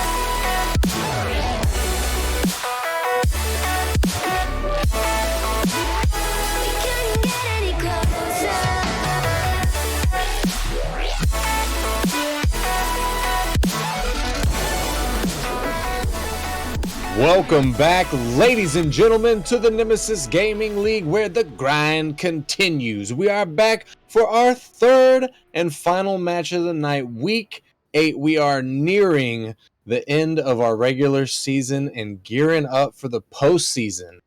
As we come back tonight for our third match, we're rounding things off in the Nemesis League, where we have the Kiwis going up against the Wisps. Both of these teams are 13-1. These are the two powerhouses down in the Novice League. We've got quite the matchup in the pipeline for you, ladies and gentlemen. Your boy Psychonautic in the booth, ready to bring that action straight to you. And I am joined by Dr. Waffles in the booth tonight. How you doing, my man? Oh, man, I'm so good. Coming off that last win, it was absolutely nerve-wracking, and my heart's still beating, and I think I now have a cholesterol problem, but we're good. Yes, sir. Congratulations on that. That was a very hefty win, and I know that Flurry roster can be pretty tough to go up against, so good job there. Thank you. I appreciate it. Yeah, tonight's an exciting one. I didn't realize until I looked at the stat sheet and realized that Kiwi and Wisp are both 13-1. Now, they're in different... They're both in the East, but they're in different sections. So this isn't really kind of both of them have a good chance at playoffs here. One of them, whoever wins tonight, will clinch playoffs no matter what. Whoever comes out the loser tonight still has a chance to clinch playoffs if the correct team loses tonight. So I'm excited. I believe it's the Spitfires. If the Spitfires lose tonight, and I hope I'm hitting that one right. I know it's the Spitfires, but I can't remember if they need to win or lose. I think if they lose, then the losing team here will also clinch a playoff seed. So, I mean, possibly some big implications, possibly not. I think the biggest thing on the line here tonight, Dr. Waffles, is that the Wisp and the Kiwis are about to tell the rest of the Nemesis League which team sits on top. So let me hear it from you before we get these guys on the pitch, because we are running a little bit behind, but who do you got taking home the dub? Let's see here. Now, I know Dre was traded from Kiwis earlier in the season over to Wisps. Okay, he's got a vendetta here, I bet you. And I know Dre's a pretty strong player. I see him in some of the stat sheets. And so I'm going to go with Wisps here. And I'm going to go with Dre getting some payback. All right, will the Wisp be able to do it?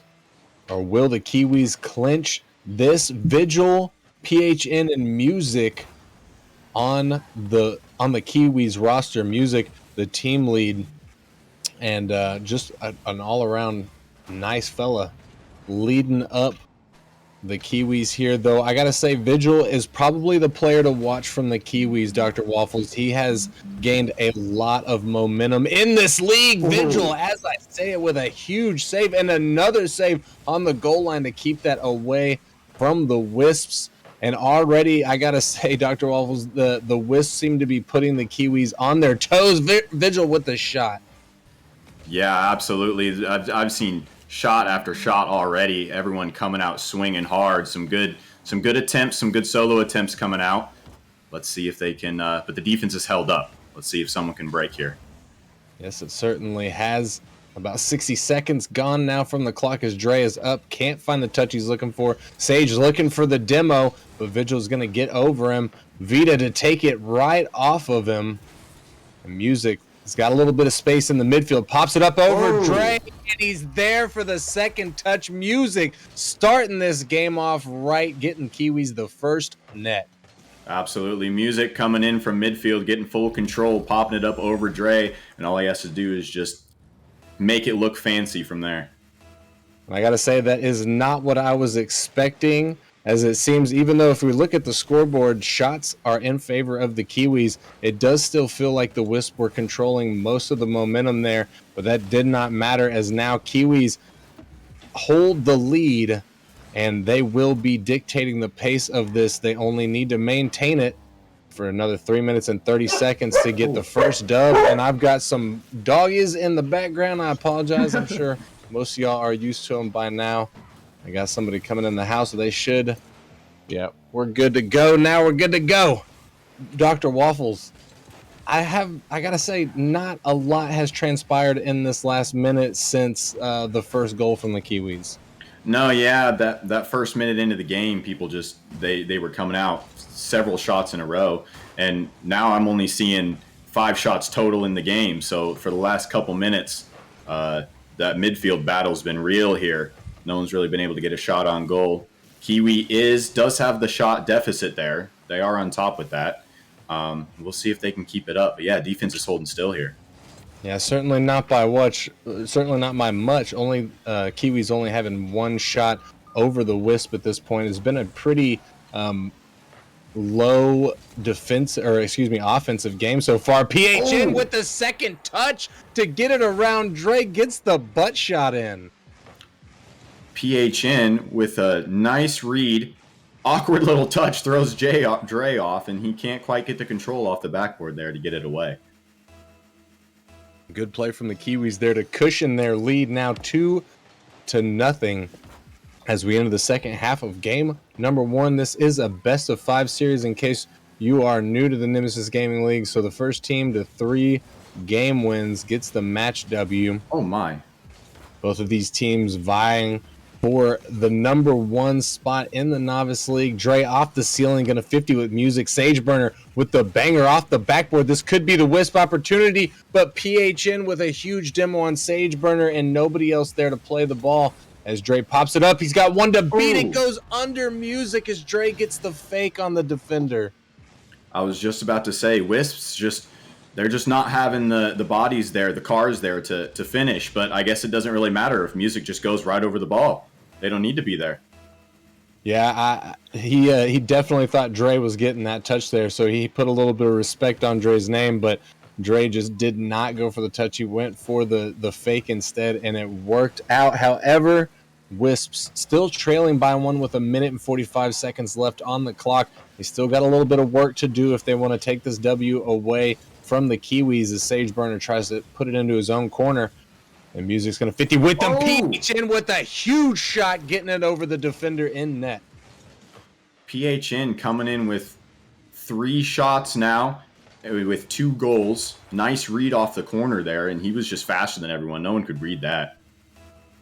Yes, he certainly was. And now the Kiwis once again have a 2-point lead. 1 minute and 30 seconds left on the clock this time. Wisps still need to make up 2 just to send this thing into overtime. As Dre's going to get a shot on net. It's weak, though, as Vigil is going to send it away. Music in the mid. Can't get the touch pass Vita. PHN keeping the pressure in favor of the Kiwis. The ball rolls down the side. Dre over 1. Vita's there, but he can't find the touch. And they had an empty net to shoot at. Sage's touch is going to go high off the backboard. Dre in the midfield trying to look for the follow, but he can't find it as PHN is going to clear this thing away. And our final 60 seconds now winding down Dr. Waffles. Wisps still trailing by 2. We're going to need to see some big plays from them if they want to stay alive. It's been such a close game, but what I'm seeing... Oh, no! What I'm seeing is another goal scored by Dre. We've got Dre and PHN, just an absolute shootout between each other, and he comes out of nowhere. Music and PHN were both awkward. They couldn't get to that, and Dre just shoves that away. Yeah, I don't think Music was anticipating that second, or maybe it was the third touch that came off of Vita there. I'm not even sure Vita was expecting to get the touch, but it worked out for him. It put Music in a completely bad spot, and that is going to turn into a conversion for the Wisps. 30 seconds left now on the clock, and Wisp trying to turn this thing up as Vita sends it out to the mid. Sageburner can't get a good shot, though he did put it on the net. Vigil easily sends it away. Music out of the corner for the Kiwis, gets the pop over 1 in the midfield. Vita trying to take his time off the backboard. And it almost was dangerous, but Sage with the pinch to clear that ball away. The final seconds as Wisp have to find the back of the net. This could be it. Vigil sends it down, and that's going to touch. Kiwis are going to take game number 1. What a good first game. Everyone coming out swinging. We've got 3-2 win to the Kiwis, and you know what I'm seeing here are 7 shots from Wisps and only 4 saves from Kiwis, all coming from Vigil, by the way. Absolute defensive demon. Yeah, that was such a close game. The scores are close. The shots were pretty close.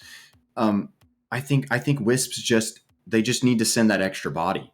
They every time they scored, it was just pelting the goal, pelting the backboard, and they just need to build that pressure until Kiwis defense breaks. They've got a decent defense, but it'll break at some point. Oh yeah, it has to, especially when I'm not saying that the Kiwis are just relying on Vigil to play defense, but when you have just one guy that's making up a majority of the defense, eventually that one guy's going to break. He definitely needs two other players helping him out in a 3v3 scenario. So we'll have to see here if the Wisps can carry the momentum they were getting at the end of game number one. No. PHN was back in time to make the save there. Vita with a shot that goes wide as Vigil is going to take it up the wall. He's sticking with it, but it's going to get sent away by Dre as the ball is hit by Sageburner on net, but Music with the save. Vigil to clear it out before he's yeeted away from the ball, and Sageburner past Music out to Vigil, though, who had the shot, had to 50 with the defender. Did not work out for the Kiwis. Vita going to take control, looking for a flip reset, gets it past Music with another fake right there. And Vigil past Dre. Sageburner, he's up. Music's there with the shot's gonna bounce off of the post, and Wisp able to get it out. Vita gets it past one, but can't get it past Vigil in the midfield. PHN putting it out towards the mid. Dre's there, sends it away, and Vigil trying to keep it in the midfield gets immediately demoed with a little over 60 seconds now gone from the clock. We got I'm going to say a little bit of a different game. Music trying to find the back of the net again, but it seems like we've got a little bit of a different game here than game number one. Dr. Waffles, as both of these teams seems to have turned the aggression up quite a bit. Oh, absolutely. It's just like the first minute of that first game. Everyone is coming out swinging. They're feeling fresh. Wisps kind of need one here. That second game after going down is pretty important. Kiwis can breathe a little bit. You lose game two after you win game one. It's not a huge deal. But yeah, Wisps definitely got to turn the Jets on. They have so far, but Kiwis just keep shutting them down. Yeah, they've been doing good, but the Kiwis all around, every single Kiwi member getting a save so far. They have just been doing very, very good work on the defensive line. And will they be able to turn it into an offensive conversion, though? That's really what they need to take the lead here, and then they can control the pace as Wisps trying to take the shot, but the shot by Sageburner is going to go wide. Vigil gets it past one, leaves the ball for Boost, so he can't get a real good touch out of the corner, but he's going to stick with it. Him and Music trying to force it through. And Dre taking a little bit of time here in the midfield. PHN with a huge dunk. Can't get the dunk on Vita. Vita sends it away. Music still sticking with it, keeping the pressure up for the Kiwis as we enter the second half of game number two. Kiwis are up by one in the series, but we have a tied 0-0 scoreline right here. And Dr. Waffles, neither of these teams are willing to give up this first goal so far. This has been an absolute defensive showing from... Okay, never mind. That's what I get for saying anything. All right. Let's see. Oh, Dre just beats Vigil. Vigil can't get a touch there, and Vita just puts it away. I wasn't even really... I was looking at the scoreboard at the time. But yeah, it looked like Vigil just couldn't get a good touch there. One mistake coming out from Kiwis, and Wisps convert there. And that's what it's going to come down to, I think. But PHN with the clap back immediately off of the kickoff. He finds that pass from Vigil and ties us up yet again. And the first mistake from Wisps, Kiwis score from it. Oh my goodness, this is some good Rocket League right here. This is close. This is good. Yeah, this is pretty close so far. Exactly what we would expect from the 13-1 teams down in the Novice League. These guys have been killing it all season long, and they're showing us why they are dominating the Novice League right now. As Vigil's up, he gets the block on Dre. Dre trying to get it out of the Wisp defensive zone. PHN still sticking with it. He 50s with two of the Wisp defenders, but the Wisp were able to get it out of their defensive zone. Vigil putting it off the wall and going back immediately as he knew he set them up for a shot. Vita taking the shot, and Vigil getting the save. Dre putting one on the backboard. Goodness. That was dangerous. Sageburner with the shot, but Music to get in front of it. And the Kiwis hold out on the defensive line as we near the final 60 seconds of game number 2 here. We might be looking at an overtime, Dr. Waffles. These two teams are unrelenting. This is crazy. The amount of shots coming out from Wisps right now is just ridiculous. But at the same time, the amount of saves coming out from Kiwis, they just turtle up. They don't really mind being on defense. They just sit there nice and happy, and they're ready to counterattack at any time. Yeah, from the looks of it, I'd say Wisps really need to start utilizing some more pass plays here, because this Kiwis team, you can just take pot shots at their net all day and they're going to be able to get back to it. They have to do like that. Oh my goodness, PHN with a huge save on the goal line, saving the Kiwis from losing this game in the final 30 seconds. But this could still be it. This is dangerous. Sageburner sends it to the side, but he puts it back in front of the net. Vigil with a huge stop in front of the net. PHN trying to get to it. Dre sends it away. The Wisps looking for the touch right here. Dre pops it up in front, but Vigil's there looking to just put this one down and send it into overtime. Sageburner with the shot that is deflected. Vita as well, not able to get it through as we move into overtime. This is high octane. Oh my goodness, this is crazy. I can't believe how many shots are coming out and how many saves we're getting. There's what is that? 7 saves from Kiwis right now. Yeah, PHN with a savior medal. This is insane. Yeah, Kiwis are goated with the sauce on defense. Vita putting out to the mid. Sageburner there, but his shot is weak and Music takes it away and picks up his own savior medal for this game. And Music trying to take control. PHN in the mid. Vigil gonna drop back and stay third as Vigil comes out of the corner, gets a demo, and PHN going crazy with the demos, but Sageburner gonna get a little revenge for his team and find a demo of his own. Sageburner not able to get it through the defense. Vita's there, he gets a touch, but I don't think he gets the flip. No, and PHN to take it away from him. Dre with the shot off the backboard. Music is up, he finds the touch, beats out Sageburner for that. And Music sending it towards the net. Vita is with it. Vigil to block him, but he can't get the ball in. 60 seconds now, or more than 60 seconds. We're over a minute into the overtime of this game, Dr. Waffles. And it's hard to say who is controlling the pace at this point. It's the time, I guess. I don't know. No one. It's crazy. One of them gets possession, and they'll keep possession, and then a counterattack happens. A lot of midfield battle. They seem significantly evenly matched here. I really can't tell. I couldn't tell you. Both of these teams are on their P's and Q's when it comes to, you can tell that they're just communicating so well. Oh, as I say that, the double commit from Wisp come out. This could be something as Vigil takes possession. He gets the flick in front of the net, but Dre makes it back in time to make the defensive play on the ball. And Music with the back pass to Vigil, who's able to get it out before he gets demoed. But Vita is beating out the defender. Sageburner with the shot. Music gonna make the save. Music with his 4th save of the game so far as PHN is back, but he is able to get it past Vita, who was looking for the dunk. Vigil trying to get that redirect, but it doesn't work. And PHN gonna 50 against the defense, but the defense keeps it out. And PHN turns on this ball off of the corner, gets a weak touch, but he gets a second one, gets it past 2 of the defenders, but Vigil was faked out by the touch as well, so he wasn't able to try and make a play. Music not able to get a touch to send it down. 2 minutes and 40 seconds now on this overtime clock. And this is just game 2, ladies and gentlemen. These beast rosters are just going at it right now. I mean, it does not get better than this for the Novice League with Vigil comes in to take it away. He scores the overtime game and secures the win in game number 2 for the Kiwis. So looks like my prediction may have been wrong. But you know what? No, for real though, these games are insane.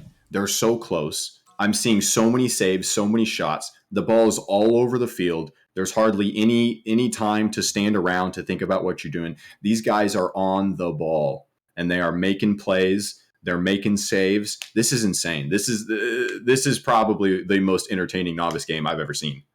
No, and I mean, I'm not even going to lie. This is probably as entertaining as the Novice League can get. I mean, don't get me wrong. It's funny to see, teams get swept and they do all the memeing and everything like that. But, I mean, when it comes to Novice League, this back and forth in the mid, this level of defense is just, it's not something that you get to see every day. I'm a novice. I would know.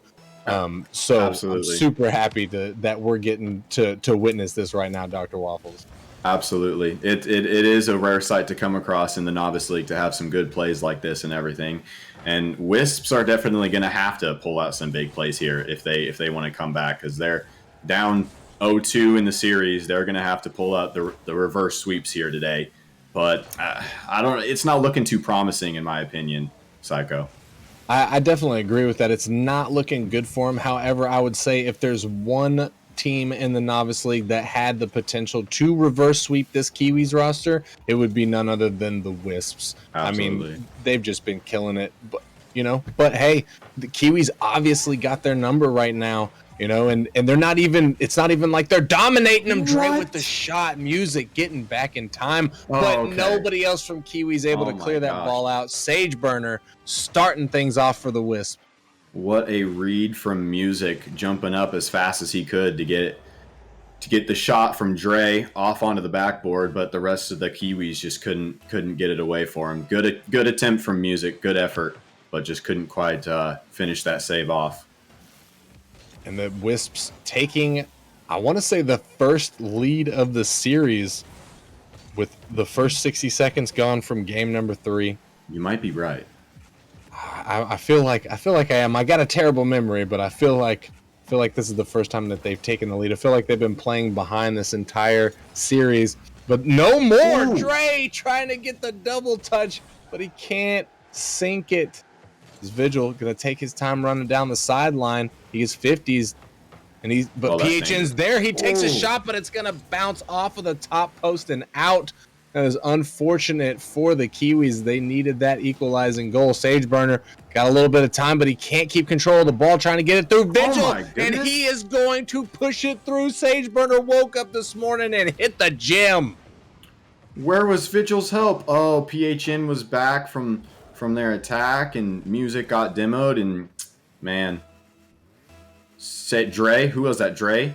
Sage, sorry. Sage. He ate his Wheaties this morning, that's for sure. He ate his Wheaties. Sage woke up and said, I am him today. And he pushed that ball through. Now, Wisps sitting with a 2-point lead, 3 minutes and 9 seconds left on the clock. This is game number 3, and this is a do or die moment for this Wisp roster. They have to reverse sweep as Kiwis are sitting at match point for this best of 5 series. So Wisps have to win this game and then the following 2 games without dropping a single one of them to take home the W. Dre with a huge shot, but once again, it's going to hit the top crossbar. That bar and those posts have been doing a number on Dre so far in this series, Waffles. Absolutely. Wisps have 4 times the amount of shots that Kiwis have. And the fact that they haven't converted on... It is. Why do I keep saying things like that? Dre is nuts, apparently. Off the wall. Good touch onto the backboard. And you're not saving that. You're not saving that. Especially not in this league. That was a beautiful shot from Dre to put Wisps up 3-0. And they have a good chance here to take it into game 4 as long as they don't throw. It's looking promising. Maybe they'll have a good some good momentum going into game 4. We can get it to a game 5. Maybe. It was definitely a good thing to see from Dre finally waking up here in this series, showing us why he's said to be one of the top novice players this league, and I've believed it. I've played him a couple of times and seen him play multiple times, and the dude has very, very good pop-off potential, and it seems to be working for him now. Dre with another shot, but Vigil going to get it away. Dre sticking with it and showing us that persistence is going to beat out every day of the week. I think Wisps now have 6 times the amount of shots that Kiwi has. Holy. I don't know what's going on here, but Dre and Sageburner are both popping off with 5 and 3 shots, respectively, both with 2 goals. Kiwis just can't handle them right now. And see, now the problem I have with a game like this is that typically when a team that's down 0-2 comes back in game 3 and absolutely pops off, that's typically when in game 4 they lose all their momentum. By the end of game 3, they come alive for a minute, but then they kind of fall right back to sleep is what it tends to be, as a nice shot from Music just pops right over and into the top left corner. So Kiwis will get one, but they've got a long road to go here if they want to shut them down and get the sweep. That's true, but a minute 30 seconds. I was gonna say anything's possible, but apparently Sageburner had other ideas. How is he so strong? He's hacking. He's either hacking or he got a personal trainer lately, I guess. I mean, Mans plays football, but football season's over, I'm pretty sure, or just ended or something like that. Maybe that's what it is. He got that pre-workout still going. Vigil, though, Vigil's not done. Vigil getting the second one for the Kiwis here with 1:24 left. Hey, it's possible. Not probable, but still possible. Kiwis are waking up, but, considering they're already ahead 2 games, it's kind of bad news for Wisps here. If Kiwis start waking up at the end of game 3 here, even if they don't win, they're kind of, if they're scoring more in the last half of the game, they kind of got the momentum going into game 4. But maybe that's just me being pessimistic. We'll see. Oh, no, I agree with that. Like, allow them to start waking up, or excuse me, they start to wake up, and then it turns into one of those situations like you were talking about where, the team that is just dominating right now just, isn't there for game 4. So we'll have to see. Still got 50 seconds left here. Vita with a banger of a shot, but PHN there to make the save as PHN is going to take it past one in the midfield, but he can't get it through. Vita with a good save right there, keeping a strong Music with a shot, but the Wisps staying strong on defense and keeping a very nice 3-point lead. The final 30 seconds here ticking down as Music is going to clear out the offender there from the Wisp. Vigil going to get dunked on by Sage. Sage almost finding yet another muscle-bound goal right there. And Sageburner pops it up, and he's going to go for a demo instead of going up. That is pretty common for him, I got to say. Sageburner, not known for his aerial plays, but definitely known for taking heavy shots and demoing the defense. And that pretty much is all she wrote for this game. Wisps coming back alive in game number 3 and starting what they need to get on the road to the reverse sweep. Absolutely. Wisps has been leading in shots this whole series, but up until this game 3, they have not been converting. Kiwis' defense is still absolutely crazy this game, to be fair. To be fair, they have almost as many saves as they have shots. I think they actually only have 5 shots that aren't saves, which are the 5 that the Wisps scored. So Kiwis are still alive on defense, but Wisps were just able to throw the extra cars or, get the clutch plays required to put those 5 goals away. Yeah, now, 17 shots. That is insane from the Wisp, my dude. That's absolutely who shoots crazy. 17 times in a game? Who saves 12 times in a game? True. It's absolutely insane. Now my only concern for the Wisps here is that 2 or 3 of their goals were 50s right in front of the goal line, which you never know if they're going to go your way, or Dre's insane double tap, right? So the question here is if Wisps can clutch up and keep making those big plays, if Sage can get big and puff up his chest, and if Dre can make the fancy plays, then they have a good chance here because they're still getting all the shots. But it really depends on if they can clutch up against Kiwi's defense. Yeah, and I think you hit the nail on the head. I think that's what it's really going to come down to. Do they allow Sageburner to 50 in front of their net? If they do, that's not good for them. Do they allow Dre to have space in the air? If they do, we might be looking at a reverse sweep here if they allow those 2 things to happen.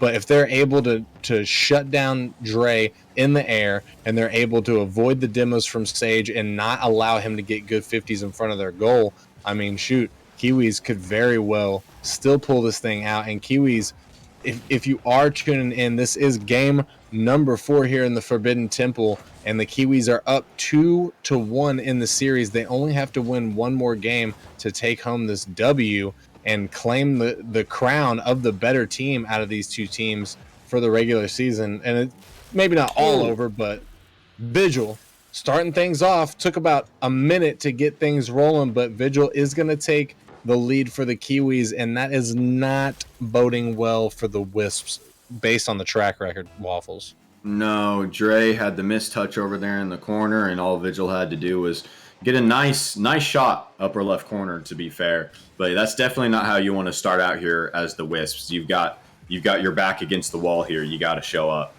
Yeah, and you know that the Kiwis are going to play strong on the defensive line. All they have to really do now is just wind down the time, keep playing the way that they've been playing, and this is a dub for them. It's been really hard so far for the Wisps to get through, and I'm sure that the Kiwis are not going to let up on their ability to defend in game number 4 here. But we'll have to see. PHN missing his touch in the corner, still able to stick with the ball. As we see Sageburner coming through and getting his muscles in there, and Vita with the touch but can't get it into the net. So close as that ball bounces off of the top crossbar. And that has been just one of the biggest downsides for the Wisp game tonight, is that they continuously hit the bars, continuously hit the posts. But I think we would have a much different game here, Waffles, if the Wisps were just a little bit more accurate. Dre looking for the double, but he can't get it. What a bump. Oh my goodness, what a bump. That was insane. All 3 of the Wisps coming through here, working together to get that goal. Took everything they had, but Dre with the bump. Vita pops it up, and Sage finishes it off. You love to see it. The 3-man play coming out from the Wisps to equalize us as we move into the second half of game number 4. Anything still possible here at Forbidden Temple from this Wisp roster or the Kiwis. Will the Kiwis take it home and finalize it, or can the Wisps force a game number 5? Music taking advantage of the missed touch from Vita off the backboard and reading that ball like an open book. Again, the Wisps with just missed touches on defense, somewhere where it's dangerous, and Kiwis are just there ready for it. They've always got that extra man just challenging and waiting patiently for a missed touch from Wisps, and the only goals I've seen this game are from mistakes just like that. Backflips, missed touches off the backboard. Wisps got to clean it up right now if they want a chance at this. Yeah, it's really unfortunate. Sageburner not stopping far post there. He drifted a little bit into the net, which left him out of position, and Vigil was able to just get that little bounce shot straight over him. And now, just like that, with half of the game gone, Kiwis once again have a 2-point lead, and if we're following the track record of the series so far, this is starting to look very bad for the Wisps, as they have not been able to come back from a leading Kiwis. We'll have to see if they can do it here, as PHN trying to get it through the defense. Dre with a huge pinch to get that put out to the mid. And Dre is still sticking with this ball. He's trying to put it in. Vita with an awkward touch, trying to get it around the defender. Sageburner might have a shot here. He gets the shot, but Vigil getting in front of it. Dre out of the corner. Vigil's there, going to beat out Sageburner. Vita back in time to make the stop from the counterattack from the Kiwis. With a minute 30 left here. Vita with a flip reset over. Oh my gosh. He's going to help him out. And a huge play from this novice team. Oh, that was insane. Since when do novice flip reset? I swear, this rank reset this season is just screwing everyone over. Vita with an absolute insane pass over to Sage. And Sage still puffing his chest there heavy, pushes it right in. And just to be fair here, Waffles, I know, we're the novice, but it's this isn't the first season that Novice has had some people that can flip reset. But as you can see, Vita did get that flip reset, but he wasn't able to really do too much with it afterwards. That's a calling card. It's like, I'm sure Vita is within within a couple of months, he's probably going to be hitting those flip resets like a madman. But right now, even the people in Novice that can get the flip reset off, it's just not one of those pretty situations. It's just like, oh, cool, that went. Oh, don't feel too bad about it. That's pretty much Prospect as well. There's not a whole lot of resetting working at this rank, but that's okay. That's all right. We'll get there eventually. You and I together, Psycho. Oh, let's go. Help me out, because your boy ain't got no mechanics. But we are down to the final 30 seconds here. Kiwis are still leading, and this is looking like a win for them if the Wisps are not able to find the back of the net, and they need to find it quick, as Kiwis are sitting at match point. PHN going to send that one away, and this is not looking good for the Wisps. They're able to reset and get probably one more good drive on the ball unless the Kiwis are able to shut them down. Dre sending it all the way down. The Hail Mary coming out. All three of the Wisps at the same location. Not going to work out for them, as the ball is going to touch down. Kiwis are going to take the W here and pull ahead with the record as they move to a 14-1 record, sending the Wisps home with a 13-2 record. Congratulations to the Kiwis, able to pull out that fat W. Absolutely. That was such a good game, going back and forth the whole time. Kiwis had pretty good control for the most part. Wisps showed up, had some clutch plays here and there. But Kiwis defense is just absolutely ridiculous. Even the game where Wisps had, 17 shots? The Kiwis had 12 saves. I mean, they didn't win that game, but 12 saves from 17 shots, that is insane. And Wisps just weren't able to clutch up enough to push through that Kiwis defense, mixed with Wisps having a few mistouches in that game number 4 that really got them good.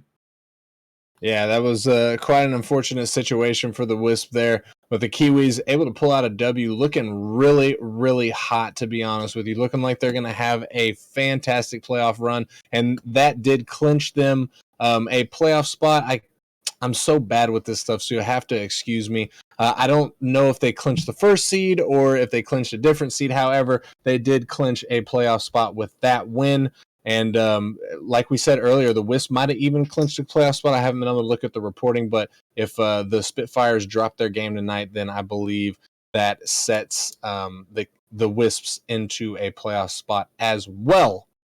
But that wraps up our night, ladies and gentlemen. I appreciate all the support. I appreciate you coming out and joining us for these 3 banger matches. Had a fantastic night here tonight in the Nemesis Gaming League. Dr. Waffles, I appreciate you joining me up here in the booth. It is a pleasure. Oh, thank you, Psycho. I love you too. Thanks for having me. Most definitely. And I want to give a quick shout out, because I'm not sure if they did shout out, but we got the resubscribe from from Chunklight YouTube.